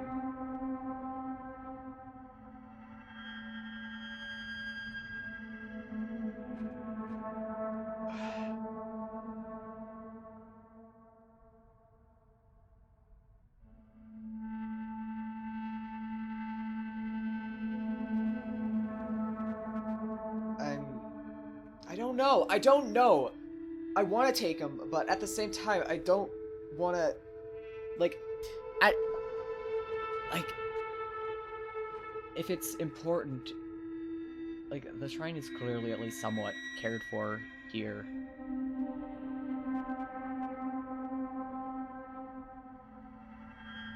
We're just using them to sell back to the pawn shop, though, is my thing. Like, we're just doing this to get more money, or whatever the fuck our currency is. Which is useful if I, like, in terms of, like, how much I can take punishment, but, like, because it's kind of like a sort of health bar, but I don't think so. I really don't think so. I want to make friends with the glasses woman, and I feel like if we take the moon blocks, she's not gonna want to be your friend.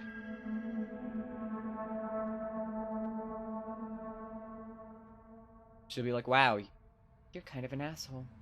And I'd be like, you know what? You aren't wrong.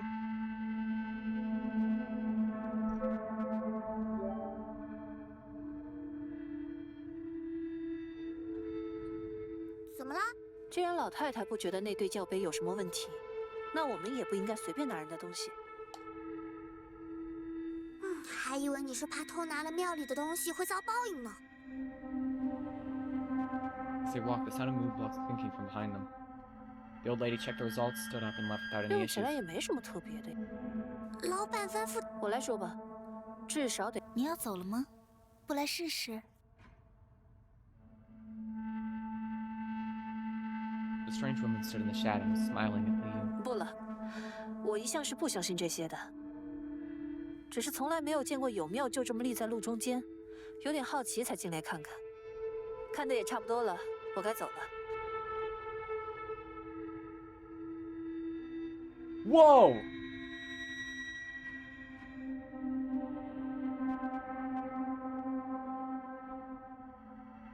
You guys saw that, right? What the fuck was that? What the fuck was that? Why were there like 30 of her?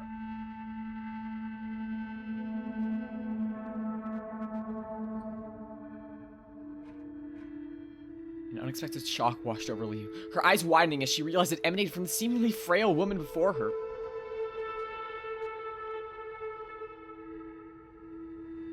The strange woman's shoulders quivered, her curly hair bouncing slightly, and her cheeks turned a faint red as she spoke. 我没事。那觉得那位戴眼镜的姐姐是来干嘛的？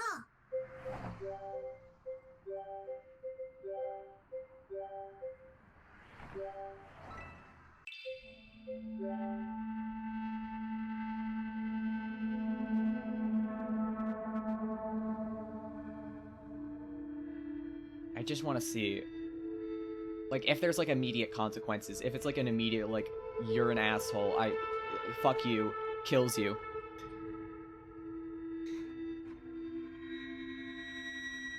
Then yeah.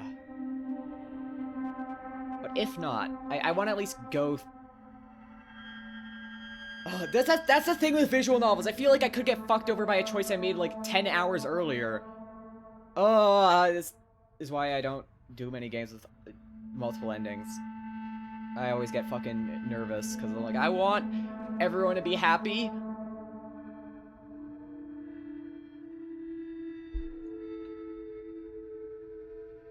Moments later, she tossed the blocks on the ground, where both landed face down, indicating a negative answer. Sighing, she stood up, nodded to Liu, and left. 你要来试试吗？不了，只是从来没有见过有庙。他也太熟练，看的也差不多了。那个小女孩是……啊，对。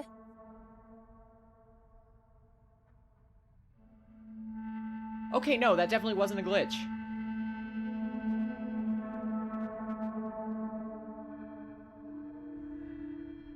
我们走吧。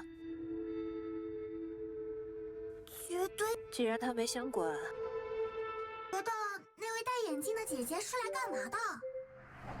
Okay, no. No. No. I don't like it. Her cheeks were slightly red, like she was nice to us in the other ending, and now I feel bad, so we're gonna quick load. 觉得那位戴眼镜的姐姐是来干嘛的？不好说，但情况可能会比我们想的要复杂一些。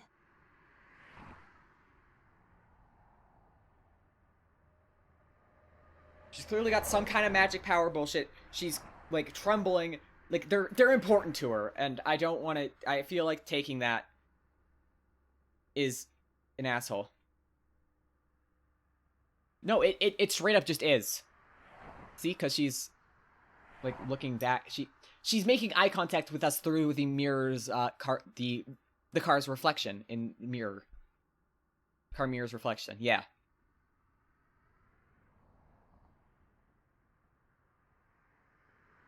从中山路到庙的过程中， Though I'd 我没 imagine 注意 she's 到有 actually a 人跟 little 踪我们 shorter, so maybe not 所以他一 actually. 开始就在庙附近待着。Is she the goddess? Maybe? God, I wonder. I don't know what her deal is. Does anyone know? Does she have a deal? I'm scared. 要么他知道我们今天会去那里，要么就是临时起意，看到我们俩之后做了某些判断，然后上来搭话。如果是前者，那还真是有点麻烦了。八成是有什么超自然的力量预测了我们要去庙里。那他很清楚我们的目的，否则就没必要预测。Jasper leaned back in her chair, pensively staring at her wiggling 我 toes. 觉得不用这么担心，那个女孩子看着没什么恶意。怎么看出来的？只是感觉。Jasper laughed and playfully punched Liu's shoulder. 我去跟老板说说吧，看他有什么打算。Liu nodded, the face of the strange woman still vivid in her mind. Despite a momentary sense of strangeness, she found herself curious about when they might meet again. It was like a breeze across a lake, neither leaving nor taking anything away, yet the ripples it stirred up lingered on. That is a really good fucking... That is such a vivid image. I really like that. I really like that. That's such a good fucking... That's such good fucking language. I fuck with it. I fuck with it. God, that symbolism fucks.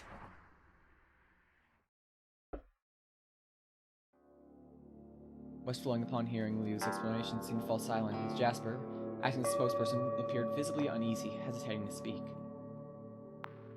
Then, those pale arms casually slipped back into the darkness, and Jasper immediately breathed a sigh of relief. 还以为要被骂了，看来老板也不是特别在意。那就这样吧，感觉白跑了一趟。是啊，不过之后有什么进展或……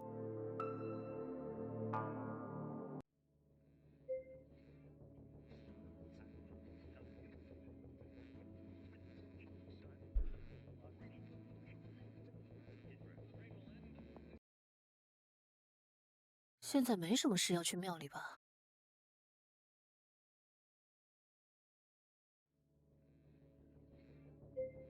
That's easy for you to say. Motherfucker.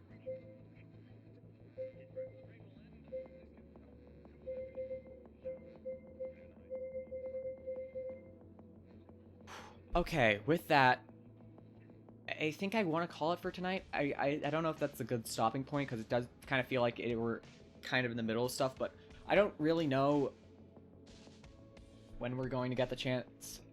Like, my throat's kind of sore, so I feel like even if shit kind of sucks,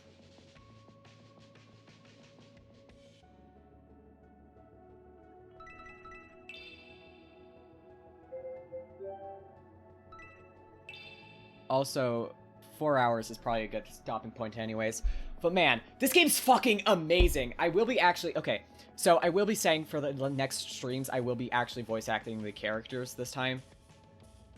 Because, next time, just because I want people who, like, I want audio listeners to actually be able to enjoy the game. Yeah, I really like it. I feel like it hasn't really gotten its hooks into me the same way that fucking, the same way that the Chrono Jotter did, with its, like, it's very much still charming, but I feel like it hasn't really, like, it hasn't emotionally resonated with me in the same way so far. But that is very much an early impression. Like, our character, our player character is a lot more focused and kind of locked in, I guess. They're a lot less emotional, if that it makes sense as a description. I feel like they're very much a lot more detached. You know, sequels are never as... It's not necessarily a sequel. I feel like it's very much going for its own thing. So I don't necessarily, like, the scope's a lot bigger. It's very much going for something different. But yeah, no, I get it. I'm just trying to think, like, because, like, it is really interesting. I do fuck with the game.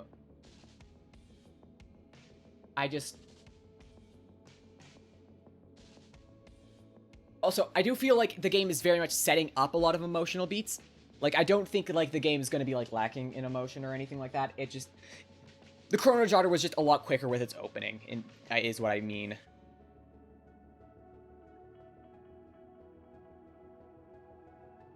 Because... I think part of it is also just, our player character doesn't really have as much sense of direction, if that makes any sense. Like, Ron was very much like... She was kind of... she's kind of focused on what she...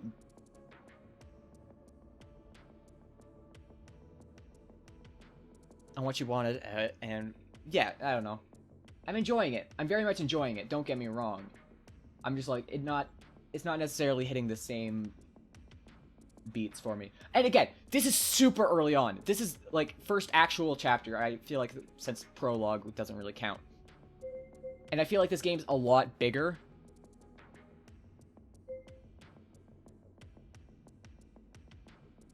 Yeah, I think it's just that Liu has been very, very detached emotionally. Like, I can't really get a read on her. I feel like that's the biggest issue for me. I can't really get a read on her character yet. I don't really know. I know she's very calm. I know she's a fucking badass. She's not a bad character by any means. I just don't really know much about her at this point. And I feel like I want to learn more. But I don't really have any foundation so far.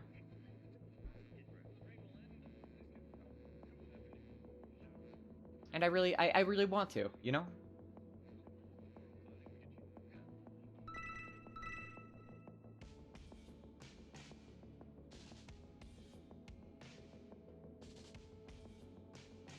I will say, I do really like the increased scope. Like, the world was, I think, one of the most interesting parts of the Chrono Jotter, and I feel like this game is... I don't know if it's necessarily in the same world, but actually, I don't think it is at all. But, man, it's just bizarre and strange in a way that I really like. It hasn't been that, like, it's been mostly hinting towards stuff for now, but I feel like there is very much the potential for a lot of strange. I feel like we can definitely know that they're not the same, just because of, at the very least, how the rain works. Like, that is, I think, an important distinction, because of how key that was as a plot point in... Or, well, not necessarily key. Oh, it's rained at several points in the game. Remember, all the attacks that have happened so far have been during the rain. So it's as if it's more summoning them, rather than, it being a reaction to the threats. I don't know if that's necessarily correct, but I'm just kind of inferencing based on the information that we currently have. Again, I don't want to complain, because I'm like, I really am fucking with the game.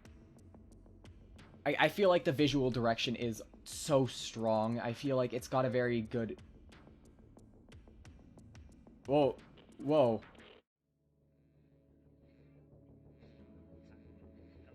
The rain... Well, the monsters appear during the rain. No, the distinction is that I feel like it rains and then the monsters come, whereas the order is the monster comes, then it rains in the Chrono Jotter. That is the distinction. That is what I was referring to.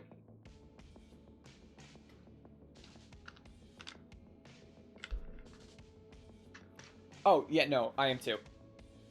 But man, I'm very excited for the game. Like, I have so many fucking questions.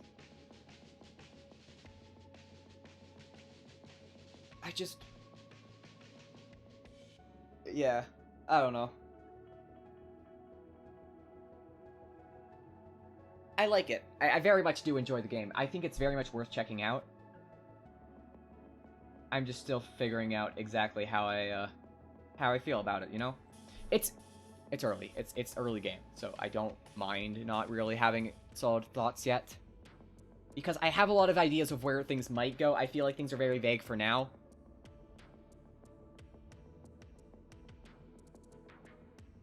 But it's definitely an interesting title. I will very much give it that. I will not hesitate to be at... Again, it's interesting. It's really interesting. I am very much interested in seeing where the game goes from here. I will go... let's go check out the fucking Aggie one last time before I close off for stream. And we'll go find someone to raid. Slurp. Hell yeah. Is that just the slurp? I was in Minecraft World, so I didn't... That's alright. You win this time. The fucking chimkin. I love the little chimkin. And the fucking Ron is so cute. I still love the game. He is chimkin. God, it's so cute. Was gonna draw more, but phone died. That is more than real. I had an amazing time with you all. I hope you all enjoyed your stay as well. I will be voice acting the game a lot more tomorrow. And with that, I will see you all soon. I don't know exactly when. I'm figuring it out.